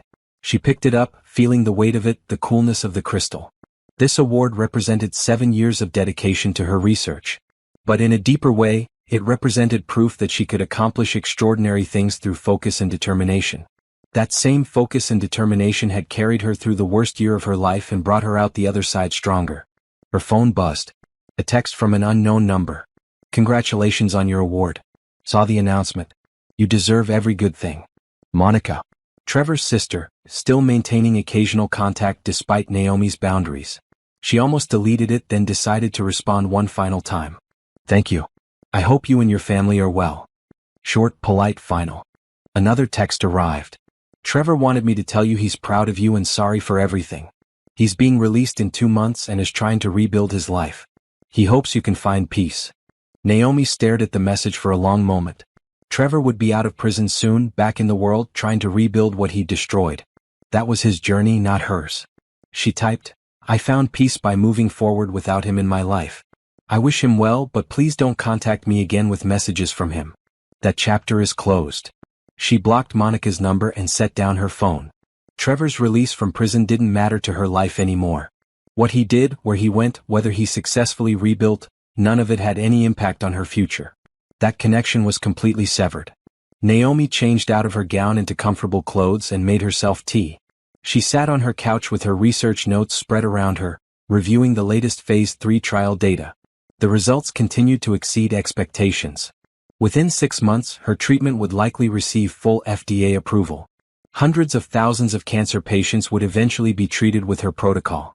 Lives saved, families kept together, futures preserved, all because she'd dedicated years to solving an impossible problem. Trevor had wanted to take credit for this, to claim ownership of work he'd never contributed to. Instead, he'd lost everything while she achieved everything she'd worked for. The best revenge wasn't causing him to suffer. It was simply living well, accomplishing goals, building genuine happiness and never looking back. As Naomi reviewed her research data, she thought about the journey that had brought her here. The devastating phone call a year ago that had shattered her marriage. The methodical gathering of evidence. The legal battles and the divorce. The struggle to rebuild her life and trust again. The small steps toward new relationships and genuine happiness. Every difficult moment had been necessary to get to this point, sitting in her own home, financially secure, professionally celebrated, personally healing, and genuinely excited about the future for the first time in years. She'd spent 7 years learning how to systematically defeat cancer cells through careful research and strategic persistence. She'd spent 1 year applying those same principles to rebuilding her life after betrayal. Both projects had been successful beyond expectations. Naomi set aside her research notes and opened her laptop. She began drafting an email to Justin about the potential research collaboration he'd mentioned. As she typed, she felt something she'd been afraid to acknowledge for months. Genuine excitement about the future. Not just the professional future, though that was extraordinary. But the personal future, the possibility of building something real with someone who valued her for exactly who she was. Trevor had tried to define her as someone too focused on work to notice being cheated on, too career-obsessed to deserve a genuine relationship. He'd used that narrative to justify his betrayal and theft. But the truth was simpler. Naomi had been dedicated to work that genuinely mattered, while Trevor had been dedicated to nothing but his own selfish desires. Her focus had resulted in breakthrough cancer treatment. His focus had resulted in prison and destroyed relationships. The comparison spoke for itself. As midnight approached, Naomi saved her email draft and shut down her laptop. Tomorrow would bring new challenges, more clinical trial data to review, more conversations with pharmaceutical companies, more media requests about her award. But tonight, she just wanted to sit in the peaceful quiet of her home and appreciate how far she'd come. A year ago, she'd been devastated, betrayed, struggling to understand how her entire marriage had been built on lies. Now she was celebrated, secure, and slowly building a life that felt genuinely authentic and satisfying. That transformation hadn't happened by accident. It had required deliberate choice at every step, to protect herself legally, to refuse reconciliation despite pressure, to rebuild rather than remain broken, to slowly open herself to new possibilities while maintaining appropriate boundaries. Naomi looked at the award on her counter one more time before heading upstairs to bed. That crystal trophy represented more than research success. It represented proof that she could face devastating betrayal, systematically dismantle the life she'd thought she had, and rebuild something even better from the pieces. Trevor had underestimated her completely. He'd assumed she'd be too devastated to fight back, too focused on work to notice his schemes, too trusting to protect herself. He'd been wrong on every count. And now, a year after the worst day of her life had begun with a cruel phone call, Naomi stood at the beginning of the best chapter of her life, celebrated professionally, healing personally, and genuinely happy in a way she'd never been in her marriage. The revenge she'd initially wanted had transformed into something much more valuable. A life so successful and fulfilling that Trevor became completely irrelevant to it.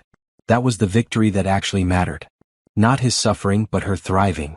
As she finally drifted off to sleep that night, Naomi's last thought was simple: she'd won.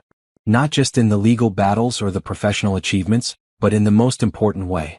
She'd reclaimed her life, her future, and her capacity for happiness. And no one could ever take those things from her again.